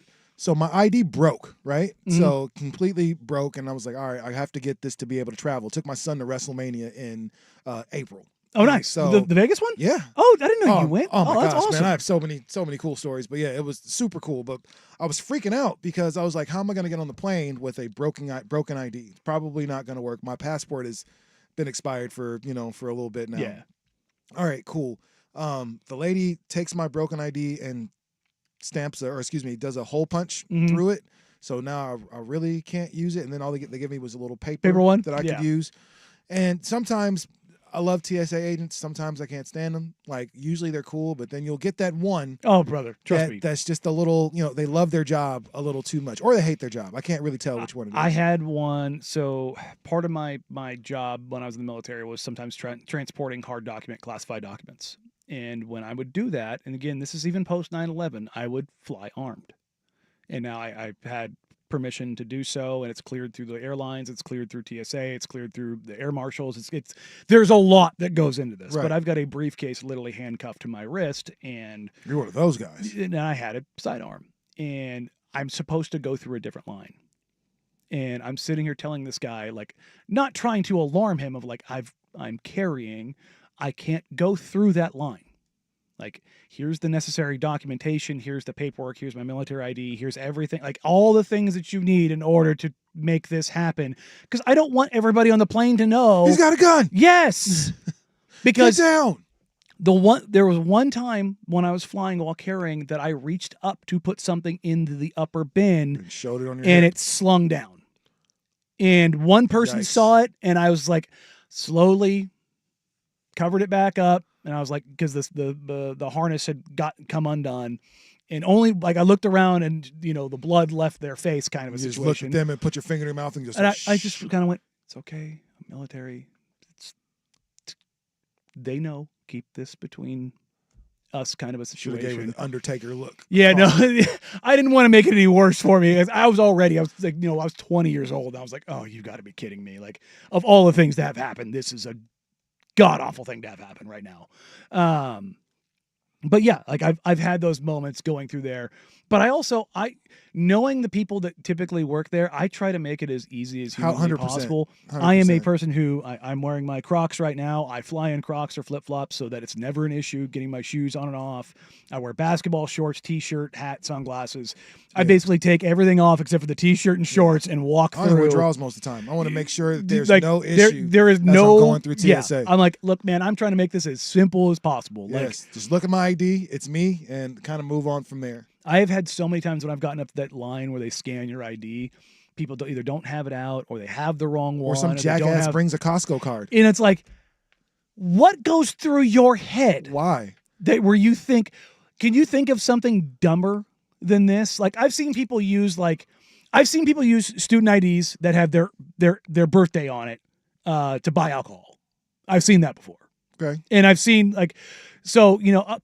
now they scan your ID every single time, whether you buy anything that's 18 or older, they scan it now. 10 years ago they didn't. Yeah. And it's like, if the ID was good, you show them your ID and you're on your way. Fake IDs are running rampant in this city. Yeah. Yeah. You scan them now and oh boy. Yeah. It's going to be bad. Hell, I mean, even the bouncers now have those things that they scan that can tell them if it's fake or not. Yeah. I'm curious of who started that rumor. And I'm also curious of how many people went to wherever their airport was. Enough people at the TSA had to make a freaking press statement. Yeah, you people, and I mean this with all respect, you people are idiots. If you've done that, if you went to PDX and was like, oh man, do you have your ID? Oh, hold on 1 second. Yeah, I got my Buymark card. Hopefully that works for you guys. No, it's not going to work. That's a terrible idea. Fan text line. My dad got tickets at Will Call with his Safeway Club card. That count? I mean, that's. I mean, as long as the name matches. Was it like at a Ticketmaster? Because I remember for a long time, like Ticketmaster would be like at a Fred Meyer's Safeway G.I. Joe type thing like that. So I mean, I guess if you're maybe getting a discount on something. But I mean, if you're just picking them up, like if you're at Moda and you're going to the ticket booth, on the other side of the Rose Quarter to pick up Will Call, I guess if you didn't have anything else on you, but also, my wife does this. And it's great because she never listens, so I can always tell the story. My wife will leave the house without her cell phone, keys, and wallet. Jeez. And I'm just like, she knows you got her. Are you talking about together, right? No, you guys are together. Like she'll go on a walk and not have any of them, and I'm like, can't do that, baby. I'm like, can't do that. What are you doing? You're a grown ass woman. No. And she's like, I don't have enough pockets. I'm like, I'll buy you a freaking fanny pack and you'll wear it. Get a hoodie or something like that. She's like, well, it's hot outside, and I'm like. She's like, my pockets are small, or women's pants, don't have pockets. I'm like, well, then we'll go get you the pants. Women's with the pants have plenty of pockets. You just don't want to put anything in there. See, ladies make excuses to go buy more stuff too. Right. My wife is probably making some excuse as we speak about why we need to go to Target. I need some Lululemon pants with the bigger pockets. No, we don't. You definitely don't need no damn Lululemon pants with any pockets. For the money that we're spending there, like I can make these no problem. Take me to Michael's and we'll do that. So. That was that was a good one, man. Yeah, I had one queued up too. It was a little weirder, but what you got? Well, it was about the ladies that have this intimacy group that were scanning people out of like. Oh yeah, the cult. Yeah, I saw this. Yeah, that was the one I was gonna come with, but it was a finalist. But I was like, that might be a little. I was thinking that might be a little risque. Yeah, I was like, maybe a little risque for 1 o'clock in the afternoon on a Tuesday. If you want to Google it, there's a inclusive sex group that's basically a cult that got caught up in some stuff. Well, it wasn't super inclusive for everybody, So yeah, it was one of those wild things. But yes, this was definitely better. So I appreciate that. But so I guess now we can do something less weird and talk something a little more. What's the word I'm looking for? Something that's not as dumb as bringing your Costco card as valid ID to the airport. Who are the superstars in the NBA, and who are the guys that are just really good? I'll talk to Danny. I'll talk to Will about that when we come back right here. Danny and Friends, 1080 The Fan.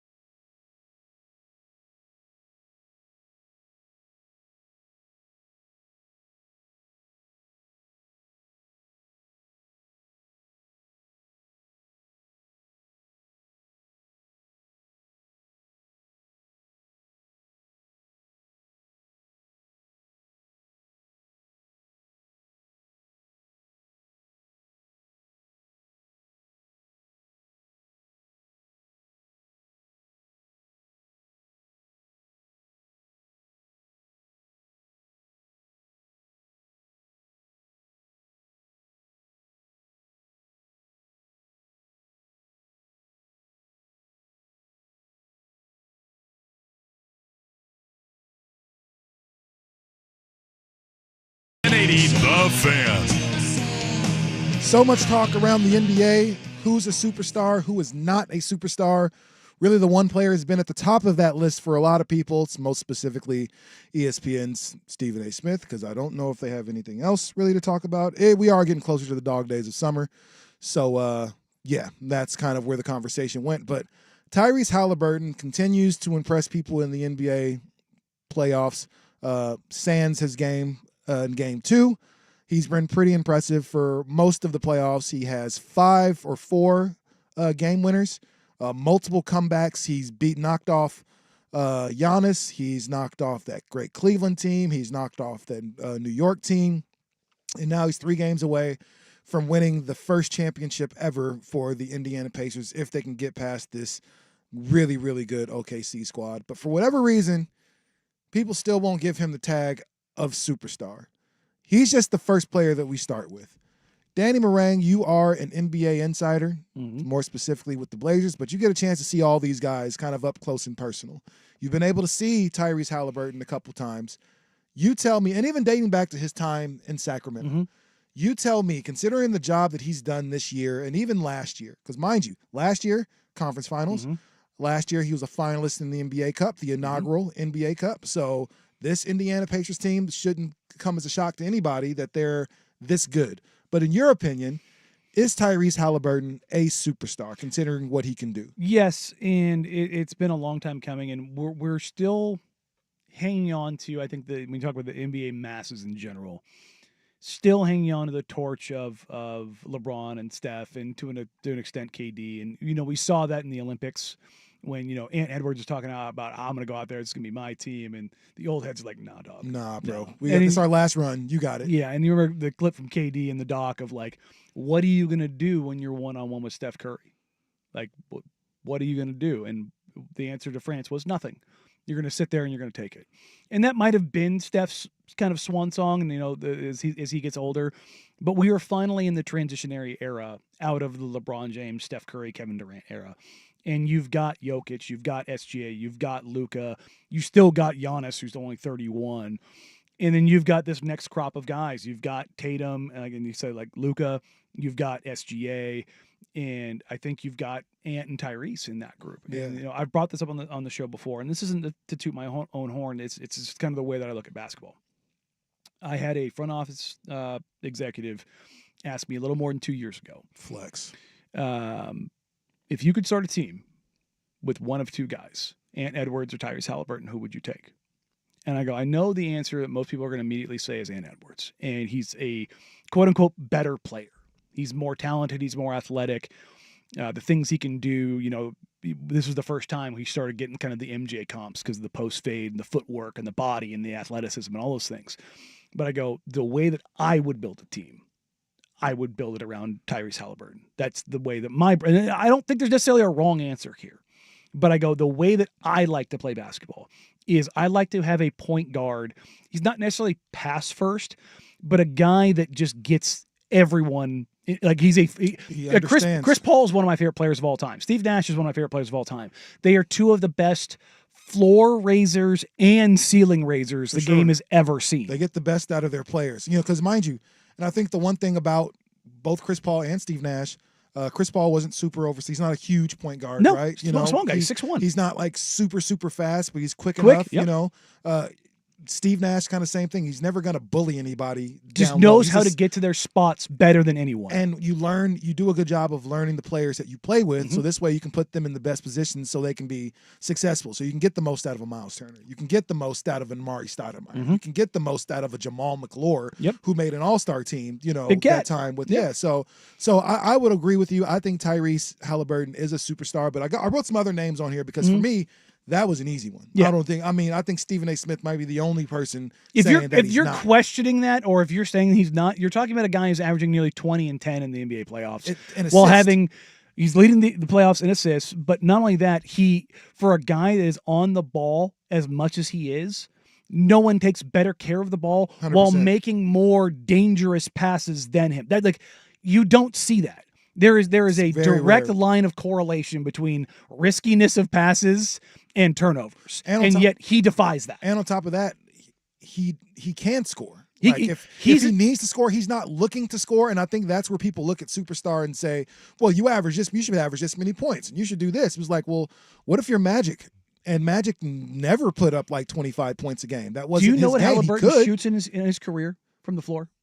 Probably closer to 40-something%. He's a 48% field goal percentage, 39% from three, 86 from the free throw line. So you're talking about a guy for his career who's almost a 50, 40, 90 guy. Yeah. So let's say he's 49, 39, 85 for his career. That's legit. So you've got a guy who's an insane creator who takes unbelievable care of the ball while being a very high efficiency shooter and scorer. Yeah. Like, if you're asking me what I want from a team, from a point guard, that's the mold of the guy that I want. And he's what, 6'5", yeah. 6'6", something like that. So he's bigger than most guards. He can get to the rack, and you see once he gets to the rack, finish with both hands, finish with either hand. Like, it doesn't really matter. That float game is crazy. So Tyrese Halliburton is a definite yes for me. What about Jalen Brunson? Yes. Okay, we're gonna move. Cat. No. Why? He's one of the best shooting big men of all time, but to me, a superstar is either an engine of your offense, the driving force of your offense, or the anchor of your defense. And the reason I'm going to say Cat is because without his great offense, that Knicks team is getting blown out. Like, you can say a lot about Cat. He came through, every game. He's a very good player, but I would not give him the superstar tag. Okay, that's fair. Ann Edwards. Yes. Jamal Murray. No. Tyrese Maxey. Oh, that's right. I'm going to say no, but he's right on the edge. Really? The problem is like every team he's in his young career that he's played for has been so just hammered with injuries with Embiid. Yeah. I would say of the guys that I'm closest on, he's the one that could be, but he kind of had a little bit of a fallback with some injuries and the season not going as well for them, obviously. But like, he's a guy that could be. Like, if you're asking me, do I want Jamal Murray or Tyrese Maxey? I'm going to say Maxey. 10 days out of 10. And honestly, I think he's the one bright spot outside of having the third overall draft pick. Which is super helpful. Which is crazy. But I think he's the one bright spot that Philadelphia has right now. Yeah, because you're not sure PG and Joel. You're not sure with either one of those. Maxey's the one guy that if he's on the floor for you, he's going to contribute. Cade Cunningham. Yes. All right. 100%. Cade stamped. He's that dude. And when you're a number one overall pick, I think all you have to do is have a couple good seasons for people. And to go, he's you're that guy. 25, 8, and 7 this year. Like he's stamped. The Detroit is, I think, one piece away. Yeah, they're on the way. They're one piece away from being great in the East. Our own hometown, Anthony Simons. No, and I love Ant. Ant's my guy, and he'll tell you. Okay. He's not. No, I think he could be, though. I think Ant could be. I don't think it'll be here, though, unfortunately. I just don't think, unless we get a different coach, different direction, I don't think it'll be here. It's a tough place for me because he's 25, he'll be 26, I think, in a week. Yeah. But Ant's a very good player. I would put him below Maxey, though. I think Maxey can do a little bit more as a creator than Ant can, and but again, a very good player. Domantas Sabonis. That's a tough one because he's a multiple-time All-Star, but also I would put him in I put him, and they're all very different players. I put him, Cat, Zach LaVine, a couple other guys, kind of on the DeMar same. DeRozan. DeMar, but he did reach that height, I think. Oh, DeMar DeRozan was a superstar at a point, yes. But like the guys who, Michael Porter Jr. is another one of those guys. The guys that are very good players, but there's certain things about their games that have limitations that keep them from being the guy. Okay. Because Sabonis is an incredible passing big man. He's probably the second best passing big man. If you want to argue Şengün, fine. I'm not gonna really get a push on that. He's a great rebounder. He still finds a way to score, but he can't stretch the floor, and he's not a rim protector. And if you're asking your center to do one of those things, at least for me, when I'm building a team, and so I'm going to say no. But he's like Cat, damn good player. Yeah, I got a couple more for you here, and I think we pretty much know the answer on some of them, but I'm curious to know. Jaylen Brown. Yes. Finals MVP. I agree. Yeah. Devin Booker. Yes, absolutely. Engine of an offense. Paolo Banchero. Yes, engine of an offense. Easy one. Ja Morant. Yeah, engine of an offense. Last one, probably a little harder for everybody. Tyler Hero. Right on that same edge with Maxey. Yeah. Like we saw, look, for all the Heat fans that got all mad at me of saying, the Blazers have Anthony Simons, they don't need another player very similar to Ant. But Hero did level up his game this year, and he deserves all the credit for that. He was a 25 a game scorer with crazy efficiency. Listen. Now, he crapped out in the playoffs, but look, I mean, that's his first time being the guy in the playoffs. I'm not going to hold that against him. Listen, I got a crazy basketball fetish for white boys that are cold. Hey, look, man. It's one of those things, man. I always like. Wisconsin is cranking out these hoopers, man. You've got Hallie and Harrow, but now coming into the draft this year, you've got Conca-Nipple. Yeah. Wisconsin's cranking out some hoopers, man. Wisconsin's doing their thing. So it looks like the NBA is in great shape then. We're finally transitioning, I think, into the next era. Of this list, we've listed, let's see, 1, 2, 3,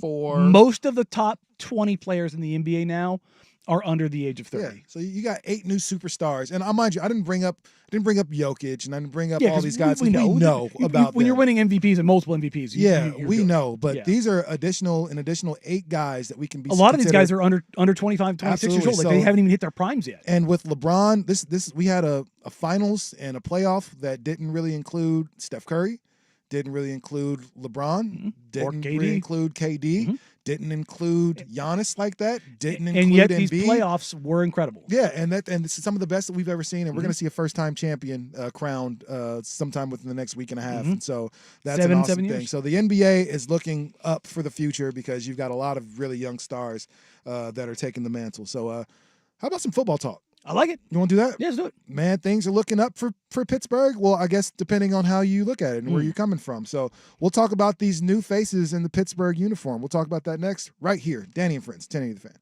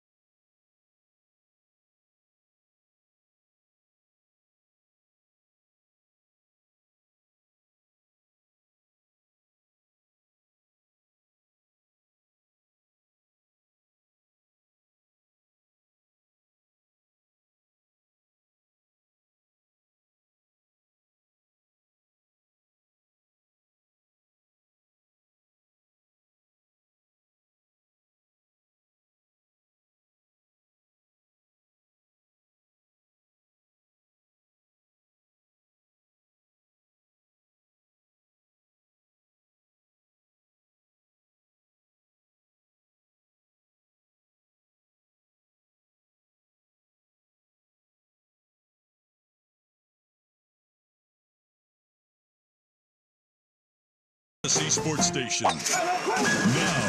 Now, from the George McCoy at Warren Allen Sports Desk, a Sports Center update on 1080 The Fan. First on The Fan, mandatory minicamps are getting underway this week in the NFL. You got some key holdouts. Steeler defensive end TJ Watt, he's looking for a new contract, so he hasn't shown up yet. He's on the final year of his deal. Commanders wide receiver Terry McLaurin is holding out as well. He'd like a contract extension with the organization. The situation in Cincy is getting a little bit dire between defensive end Trey Hendrickson and the Bengals. The DN did not report to minicamp. He's been holding out all off season as he looks for a new long-term deal. Says he does not intend to play on the final year of his current contract. Elsewhere in the MLB, the Mariners are back in action tonight, fresh off a brutal extra innings loss on Monday night to the Diamondbacks. Arizona is favored on the money line at -130. First pitch scheduled for 6:40. More sports scores and stories in 30 minutes. I'm Will Ortner from the George McCoy at Warren Allen Sports Desk. Hurt and missing work. Insurance companies acting like jerks. Don't call your mom. Call George McCoy at warrenallen.com. More, please. Golf in the Northwest with Jason Swigart is back. Saturdays at 8 a.m. before the Sinner and the Saint.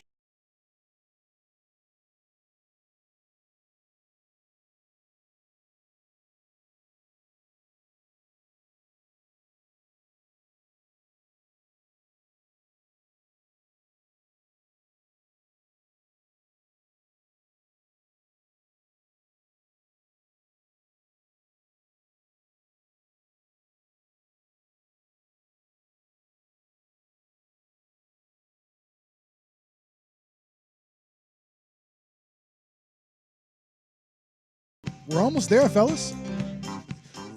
It goes quick. Oh, absolutely. You know, I'm used to the 2-hour shows, and by the time you blink, man, the show is over, man. Yeah. What's your post-show regimen? What do you end up doing after the show is over? An hour drive home. Damn, you do live in Newburgh, don't you? Yeah, and it's the traffic, and the nicer the weather gets, the longer it takes me to get absolutely. home. Everybody's cruising at that point. Nobody's 2 miles an hour, so everybody sees you when it's super nice. Don't have a nice car.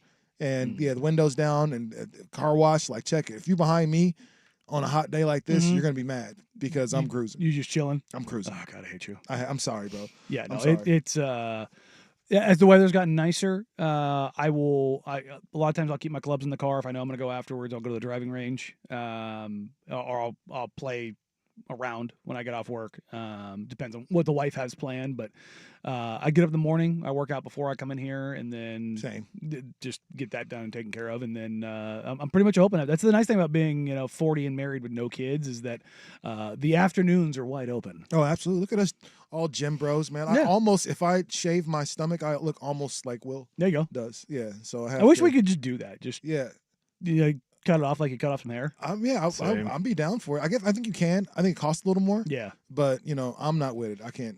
Yeah, we talked about this yesterday on the worst day. They found a way to bring pig brain cells back to life. Like we haven't figured out a way to just just cut fat out and just call it good. There isn't a pill or something there. The Nutty Professor thing should be real at this point. Wasn't there a shot? It's called Ozempic, but I think you have to have diabetes to have it. There's ways around it. I don't know. Probably not, but it's supposed to be for people with diabetes. Is this like testosterone where you just go to the doctor and like, I feel tired and sluggish? Mm-hmm. Here's some TRT. It's one of those things. That's why you get a doctor and trust. I have Crohn's disease. I need like a weed card. Like that's kind of the old Chris Tucker line. You better have glaucoma. No, man. Yeah, I do. Sick of weed. That's pretty much what that is, man. But while it's nice weather here, not so nice in Pittsburgh. It might be nice in Pittsburgh right now, but typically not when they're playing football. No. And I know a lot of Pittsburgh fans. Like I'm sure for whatever reason, we have a bunch of them here. No, I believe the top 3 teams in the region, because nobody actually cares about the Seahawks here, with exception of Will. The top 3 or 4 teams in some version, it's the Steelers, the 49ers, the Raiders, and the Cowboys, or the Eagles. It's one of the NFC East teams. I can never remember. 49ers, Raiders.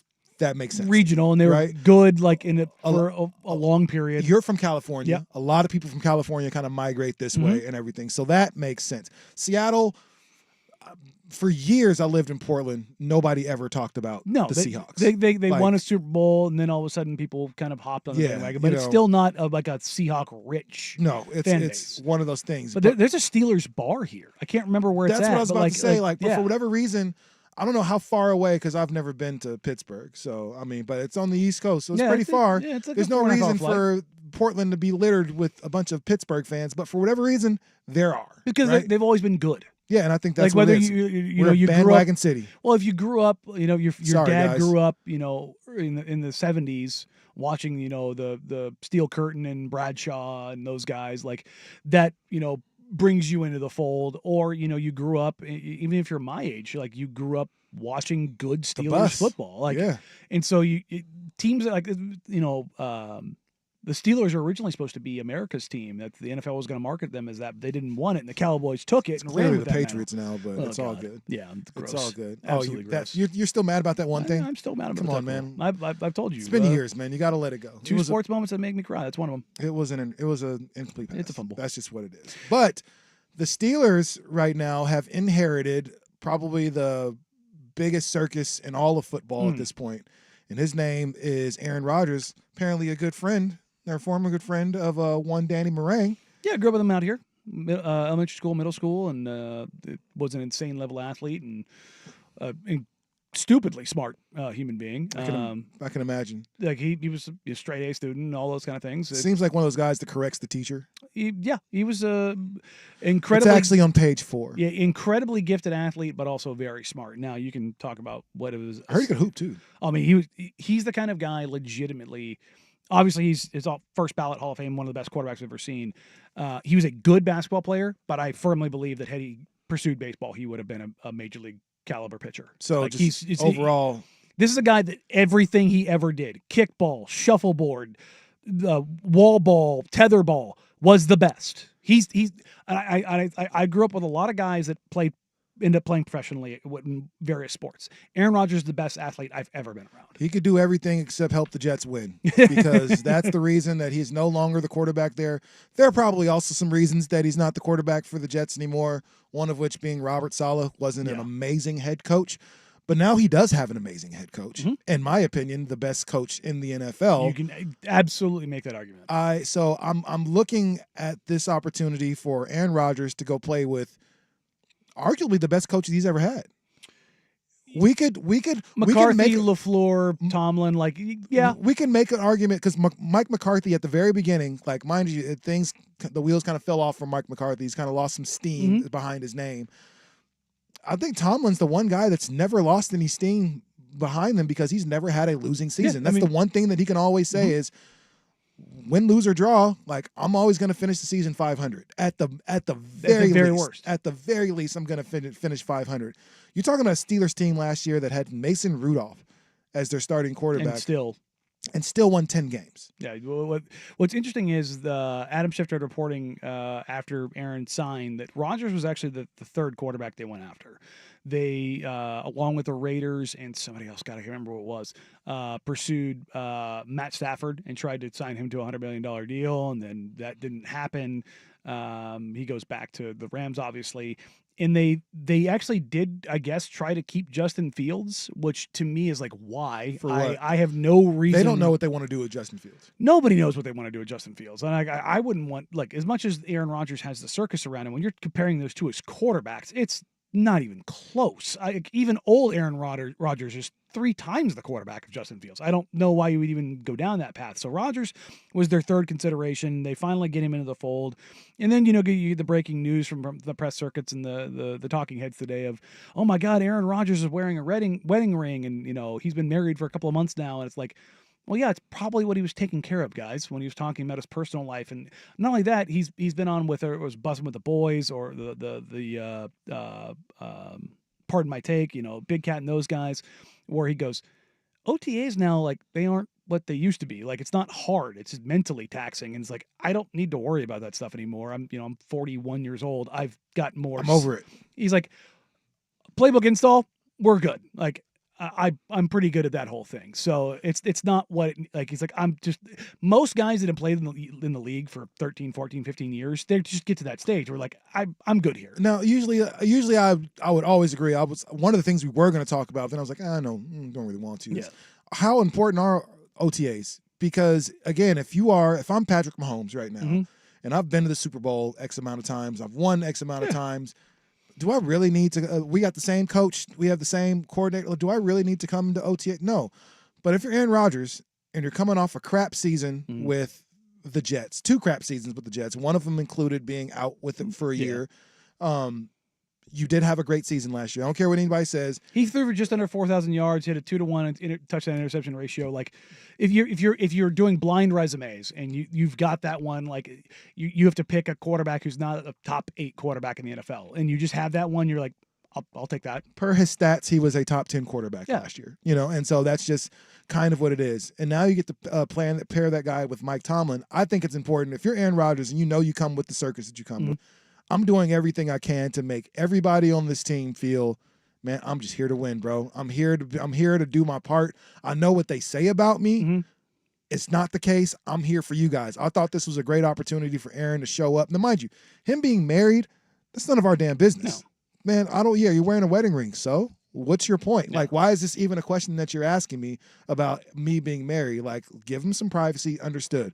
Why aren't you at OTAs with your new team and your new receivers and trying to figure out how we're going to get this offense to work? That would be the first question I would kind of have for Aaron Rodgers. So I understand he's going to the Hall of Fame, unquestionably going to the Hall of Fame.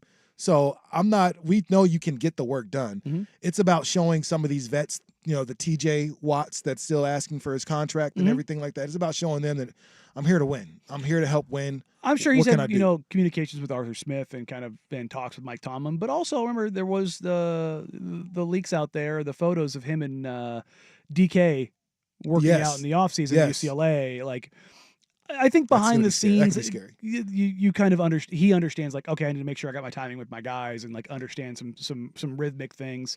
And the rest of it, look, Aaron has his flaws and people want to, pile on, but his teammates historically have loved him.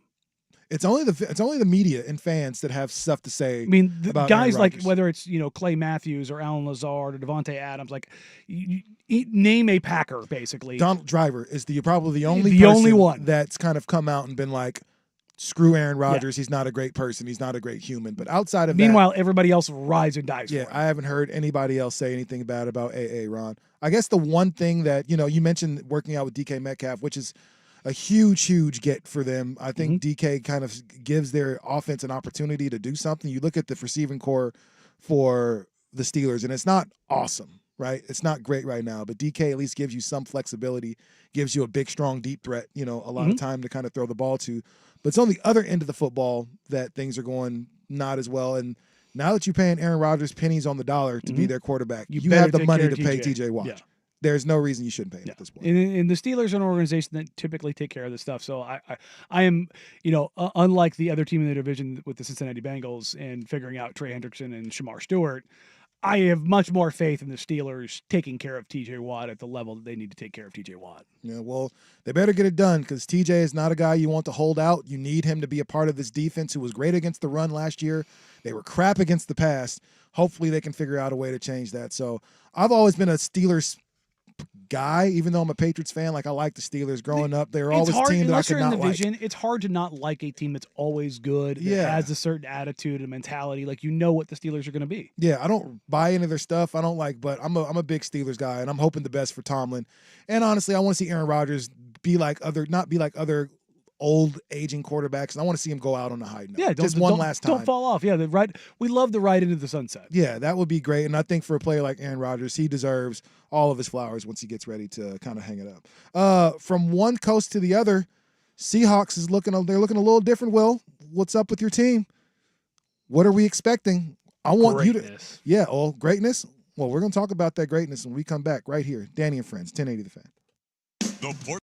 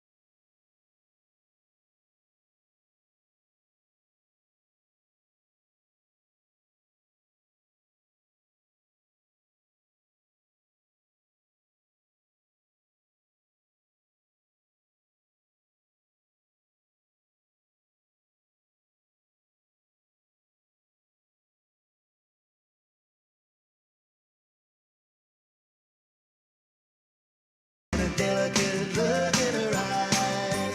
These days I'm afraid she's not even trying. Man, you guys can hear the conversation just, during the breaks. I always tell Joe during the show, like, that's always the best part. Like, and 99.9% of it we can't say on the radio. We can't say it even on the radio. So we just kind of gotta keep it moving, man. But keeping it moving is kind of the theme of this show, because Danny has to keep it moving. And somebody else is probably going to be in this chair tomorrow, more than likely. I think Dusty's back in tomorrow. Dusty's back in tomorrow. I think just for a day. Pulling double duty and stuff like that. He misses it. Oh, he does. He misses it. He'd much rather, like, he's going to be great in his role long term as the brand man. He's going to be awesome. But he misses being in here and instead being stuck in it. What's funny is he's kind of come full circle now, because his office is the office that him and I first broadcasted out of when we moved into this building before our studio boxes were that finished. Was actually our broadcast out of as well. So that's actually his office now, so it's kind of funny. But I think he's in tomorrow, and then I think we're gonna have 2 more guys in on Thursday and Friday is the plan. So Danny, you had a great host, man. I was a big fan. We all love the fan. Yeah, man, he's a great guy, and I think I told him this, and I got a chance to meet with him a couple weeks ago. I think he's going to be great in this role. I'll have to tell him that you are going to be amazing in this role. He's going to be great for all of us. Our guy Cooley, man, I know he's going to be amazing in his role. So the future's looking bright for the fan, but is it looking as bright in the 206? Seattle, man, new quarterback. Who this? Sam Darnold's taking over for Geno Smith, who actually had a pretty good career as a Seahawk. I mean, I know Geno is an easy guy to kind of pick on a little bit because of how it started. But again, when you play for the Jets, don't expect your career to be very good, after that. Unless your name is Chad Pennington, don't know a whole lot of... even then. Don't know a whole lot of successful whether Jets. it's Geno or Darnold, the Jets stink. It's a lot like being a Carolina Panthers quarterback not named Cam Newton. It's not going to go well for you. Things are just going to go south. So Sam Darnold gave himself a little life last year and played an amazing year with the Vikings. And now he got big money to come to Emerald City and be the quarterback there. Of course, backing him up is Jalen Milroe, which I think a lot of people are kind of saying, like, well, maybe at some point. It's Russell Wilson 2.0 of like, hey, you go out and you go get the, quarterback that might be on the rise with Matt Flynn, and then Russell Wilson. There you go.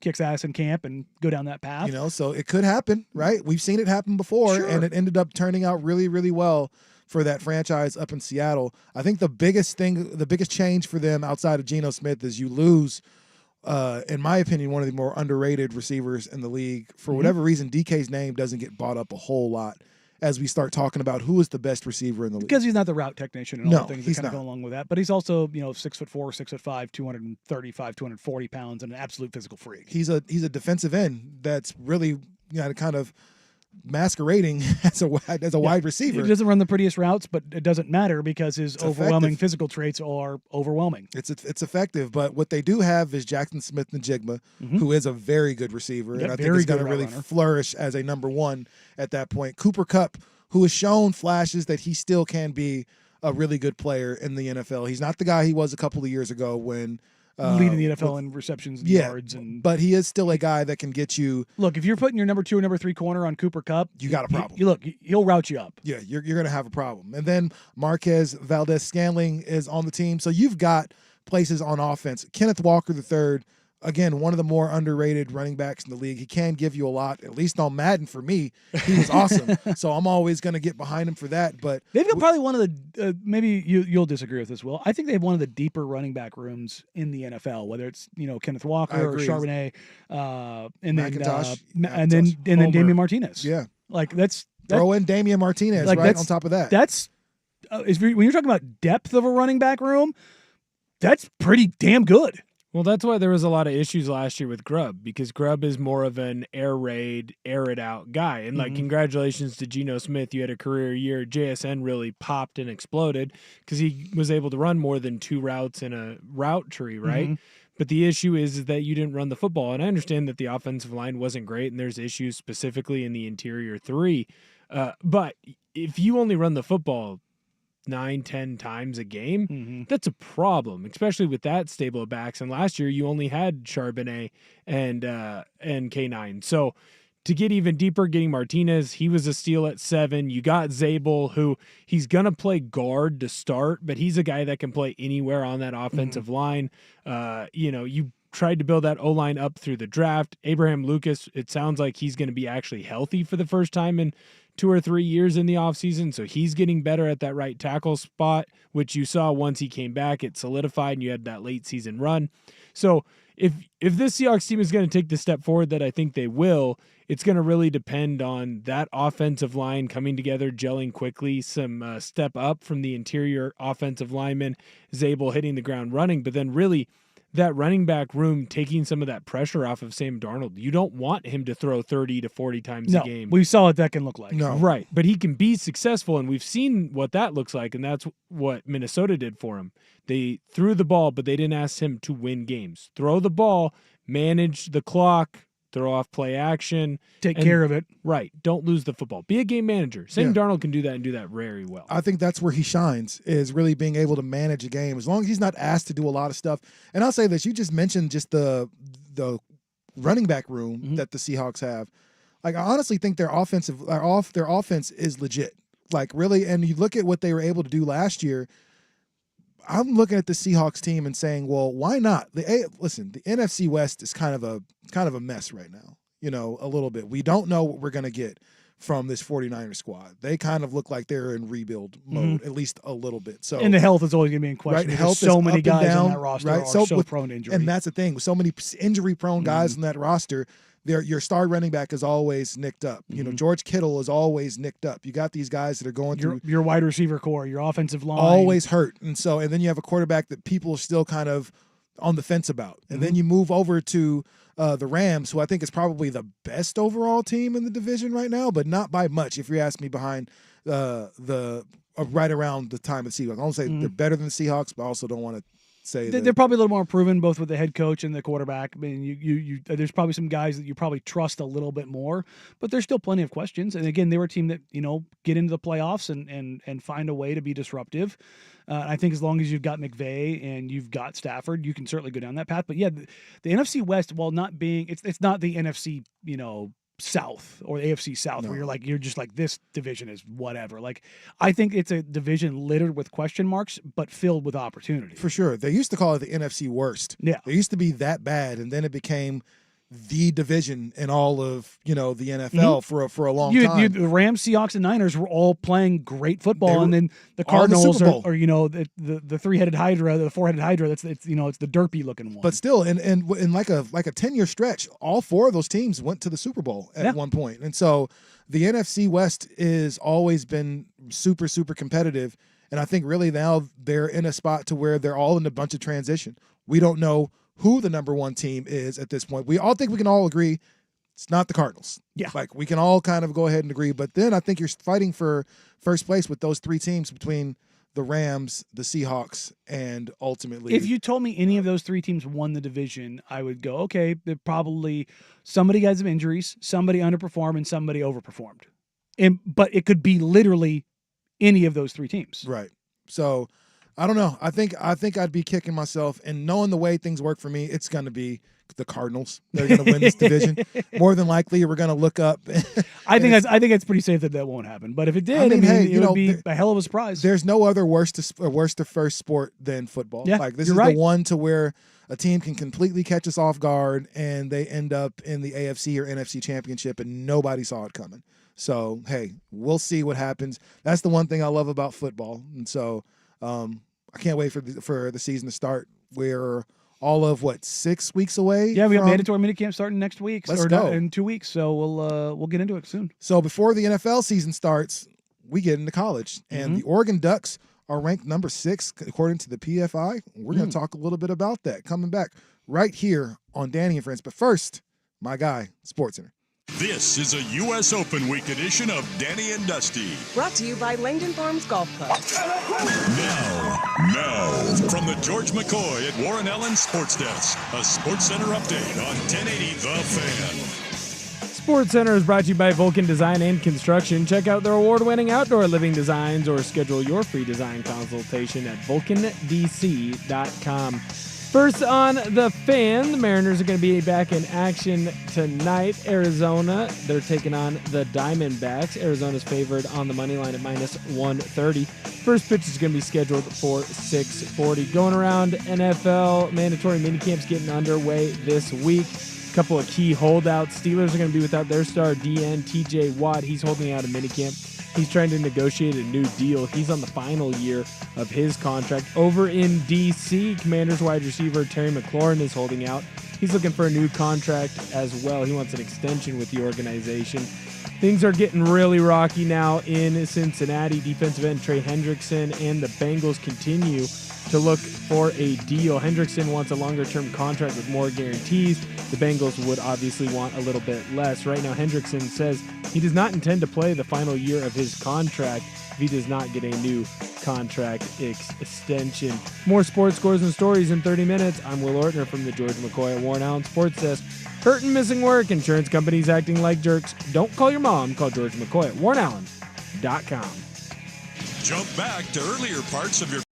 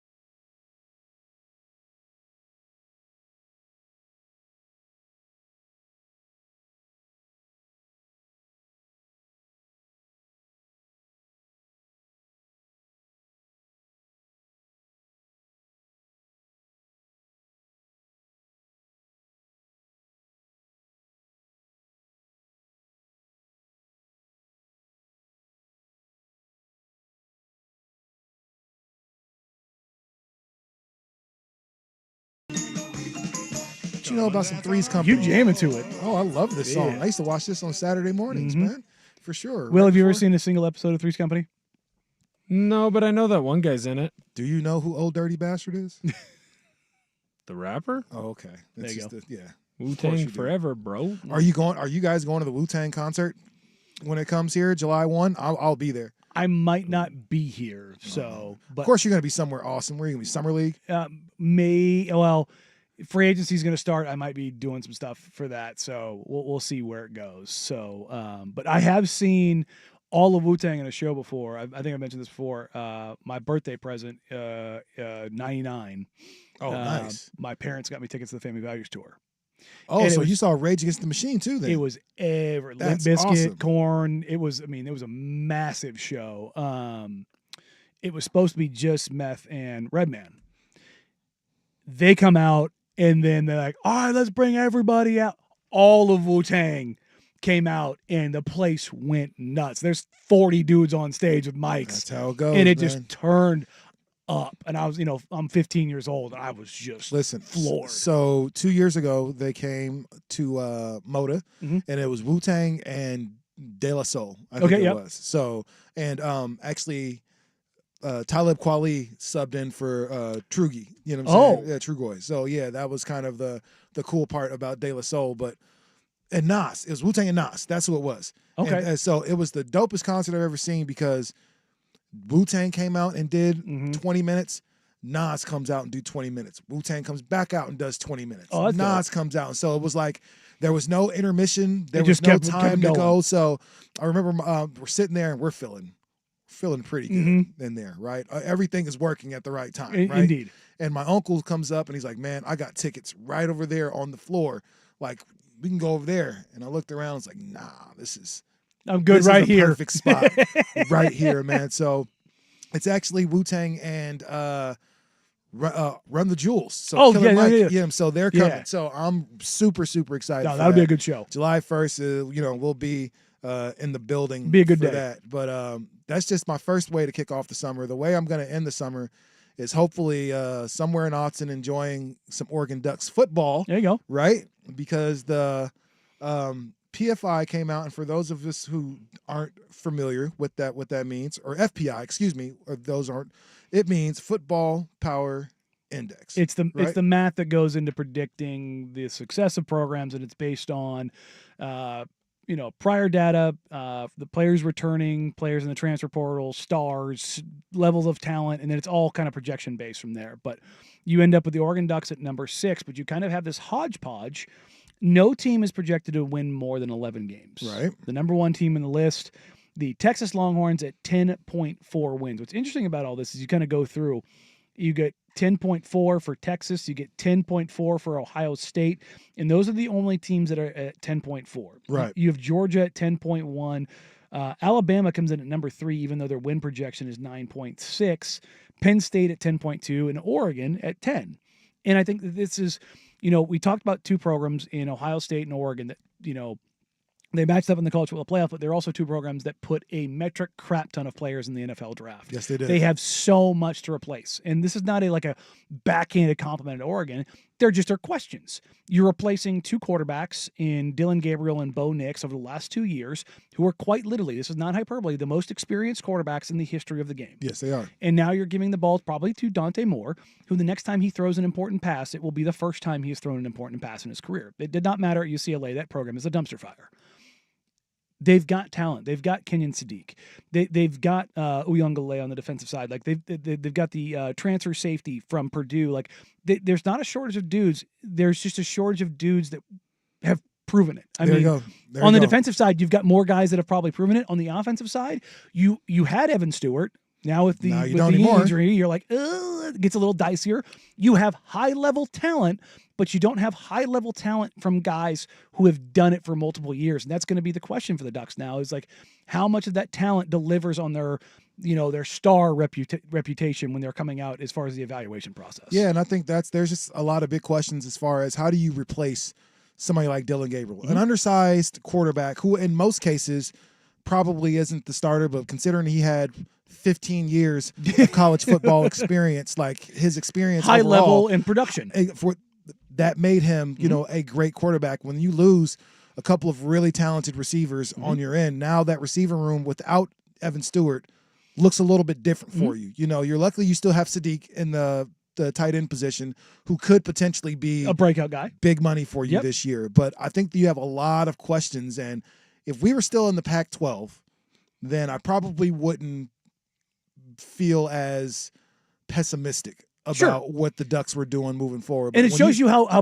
good the Ducks have been, where Absolutely. a 10-win season all of a sudden is a step back. Yeah. But it's also Ohio State's probably going to take a step back because of, yes, they have high-end talent, but again, they sent a ton of it to the NFL. You lost talent. Not every 5-star lives up to be a 5-star. Not every 4-star gets better and becomes a 5-star. Yeah, you get the occasional guy who's a 3-star or an unheralded recruit who pops, but those are the exceptions, not the rules. No, for sure. And so when push comes to shove, Oregon just has maybe a few more questions than the teams that are in front of them. Yeah, Texas lost a ton of talent to the NFL, but they also have a ton of talent coming back. Yeah. You can make an argument that Arch Manning could end up being the best quarterback in the country. Probably. More than likely. He's propped up to be. I think he's already on the cover of college football. He's on the new college football year, cover. So is Dan Lanning in the Oregon Duck, though. Yeah. So, they're getting some love. Yeah. It's a little picture of Dan Lanning. I don't like it. It could have been bigger. However, I think Texas is the team that everybody's chasing. And I'm honestly, having the last name Manning, it does not hurt at all. No. It does not hurt at all. So I think Texas is definitely going to be one of those teams to look at.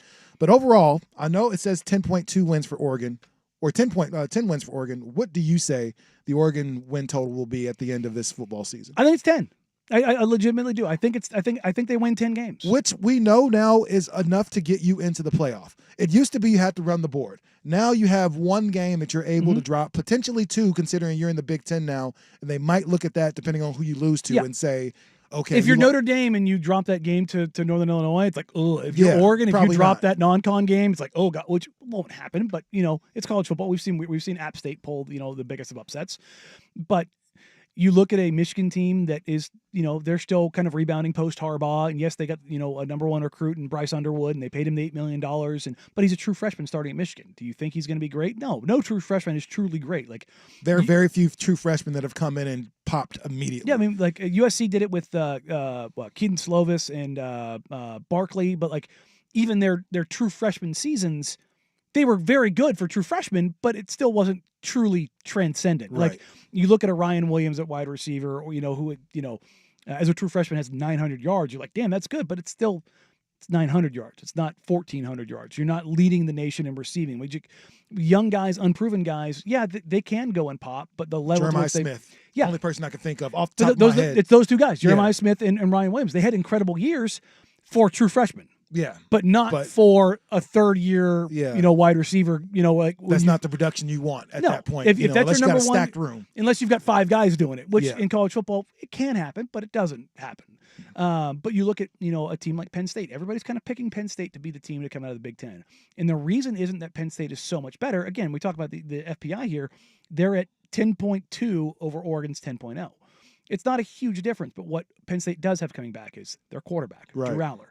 Whereas you look at Ohio State, they have to replace Will Howard. At Michigan, they're breaking in a brand new quarterback in Bryce Underwood. And at Oregon, they're breaking in Dante Moore, even though he does have a little experience at UCLA. But you look at the top teams in the Big Ten, they all, except for Penn State, have a new quarterback that they're breaking in. Penn State also returns a lot of players from last year's team. Yes, they lose Tyler Warren to the NFL draft and arguably the best tight end in the draft. They've got to get better than the wide receiver room, but in the trenches, they're great. We went through this a couple weeks ago. As of 2 weeks ago, Penn State had 5 players in the top 45 projected in next year's draft. They've got a ton of NFL talent on their roster. But if you're talking about Oregon winning 10 games, there are people like, oh, they went to the college football playoff last year. That means they're going to keep going forward. No, a lot of the guys that were on that roster are gone, guys. Yeah, and that was NFL talent. A lot of NFL talent on that team. That's the most no longer NFL there. talent they've ever put in the league. And there's a reason that season was special last year. There's a reason a lot of us looked at that Duck team last year saying this is probably the best team overall that we've seen in a long time as far as talent. It might be the most talent Oregon's ever had. And so now that's a lot of rebuilding. A lot of cleaning up. It doesn't mean they're going to suck. Forward. No, but like all of us, like. Let's taper our expectations, though, a little bit. 10 games, winning 10 games is a hell of a season. Yeah, absolutely. But especially in a difficult conference. And as long as it gets you into the playoff, and as long as those 2 games that you drop aren't to FCS schools and they're not to somebody that's a lesser talent, you don't lose to Oregon State in the 3rd week of the season, then I think they'll be okay as far as making it. And if all you the way to lose a the playoffs. close game on the road in Penn State, because they're going to Penn State and it's the whiteout game. Yes. If you drop that game when you're within a touchdown, I think that's the game old Moneybags over here is trying to go to. Would very much like to go to Georgia, Texas. And it's possible that the Falcons play the Panthers the very next day. Oh, you're going to try and go down to that game for the SEC game. You're not. You're talking about the Oregon-Penn State game. That's the one I wanted to go to. I can't go to because, we're the home of the Ducks, and I have obligations on those days. Not unless you get sick that day.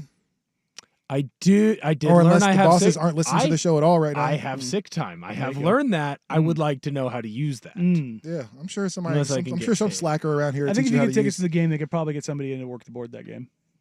I don't. Run You the have to board. check in though. You have to check in from the phone and do some content or something like that. That I will do that.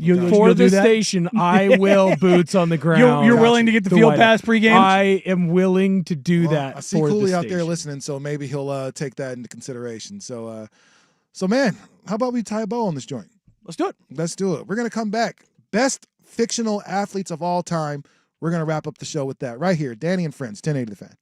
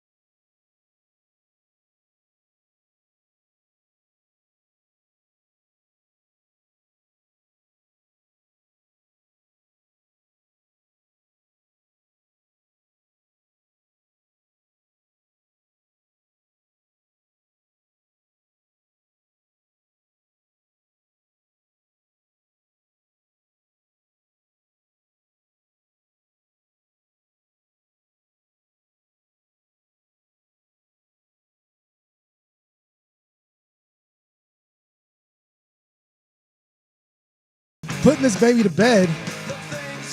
2:52, almost done with the show. We were going into our last segment. It's going to be a short one, but the Mount Rushmore of fictional sports characters, right? Your criteria can be whatever, but here's the one criteria that we've laid down. They cannot be actual athletes playing this character. Jesus Shuttlesworth is out. Okay. Who else is out? Anytime Michael Jordan, whether it's Space Jam or not. Space Jam, yeah, sorry, that's out and everything. Now, one of the aliens from Space Jam, there you go. all good. You know, Bugs Bunny, whatever, that's cool, but they cannot be an actual athlete. I'm curious what you have, Danny. My number one pick is a guy who I looked like when I was, 50 pounds heavier and my hair was a lot longer. Kenny Powers. Ooh, that's a good one. Number one pick. That's a good one. East Down and Bounds, one of my favorite series of all time. Listen, and you know what? When you did have the dude, trust me, when it was curling, because when I did the Jimmy Butler hair, it was my wife straightened it. Yeah. My hair when it's long is super curly, and you guys didn't see it much because it was under the hat. But yeah, I was strong Kenny Powers vibes. My first pick on here, it might surprise a lot of people considering that I'm not a huge golf guy. Happy Gilmore. Oh yeah. Happy Gilmore is absolutely on that Mount Rushmore. The way that guy could crush it, and then once he learned how to putt at the end, get the hell out of here, man. Happy learned how to putt. Yeah.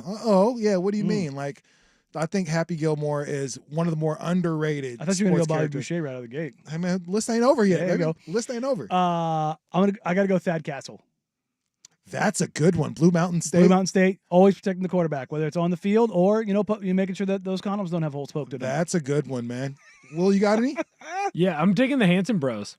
That's a great movie slap shot. Got the foil coat. Get all three of them. I want them. Let's go. That's a good one, man. For my second one, it's probably shock one or two people, maybe not, as the most handsome guy in the fan is walking in here right now. I'm going Gordon Bombay. Again, you guys know what a Mighty Ducks fan I am. A huge Mighty Ducks haunt, changed my whole life. Even had a black dude from North Portland playing hockey from 4th grade to about 7th grade. Love it. Gordon Bombay had 198 goals in 14 games, and his coach shunned him because he missed the penalty kick, or penalty shot. There you go. Who else you got on your list? Man, it's real easy. Bobby Boucher and Forrest Gump round up my top 4. There you go. I got to go. Got to work an animal in here, but it's a little sideways. I'm going to go Teen Wolf. Okay, easy. Best basketball player ever. Ever. 100%. Ever. And then go full animal. Go Air Bud. Air Bud is not getting stopped. Air Bud can play football, basketball, soccer, Doesn't whatever matter. you needed Air Bud to play. Man, he was with it, man. Danny, that was a lot of fun. It was, man. 3 hours go by quick. Thank you so much for having me in. Thank you all for rocking with us today, man. So, man, I know you're going to have more partners in there, so make sure you remember my name. I'm Rashad Taylor. That's my guy, Danny Meringue. Thank you again. That's my guy, Will Ortner. This is Danny and Friends. We're out, yo. Peace. Coming up next, 4 hours of power from their mouths to your ears. Isaac and Suk. I think it's just an Isaac edition because Suk. Is he back? Okay, he is back. There you go. So Gang's it's all both here. of them. Take care. Talk soon. Bye.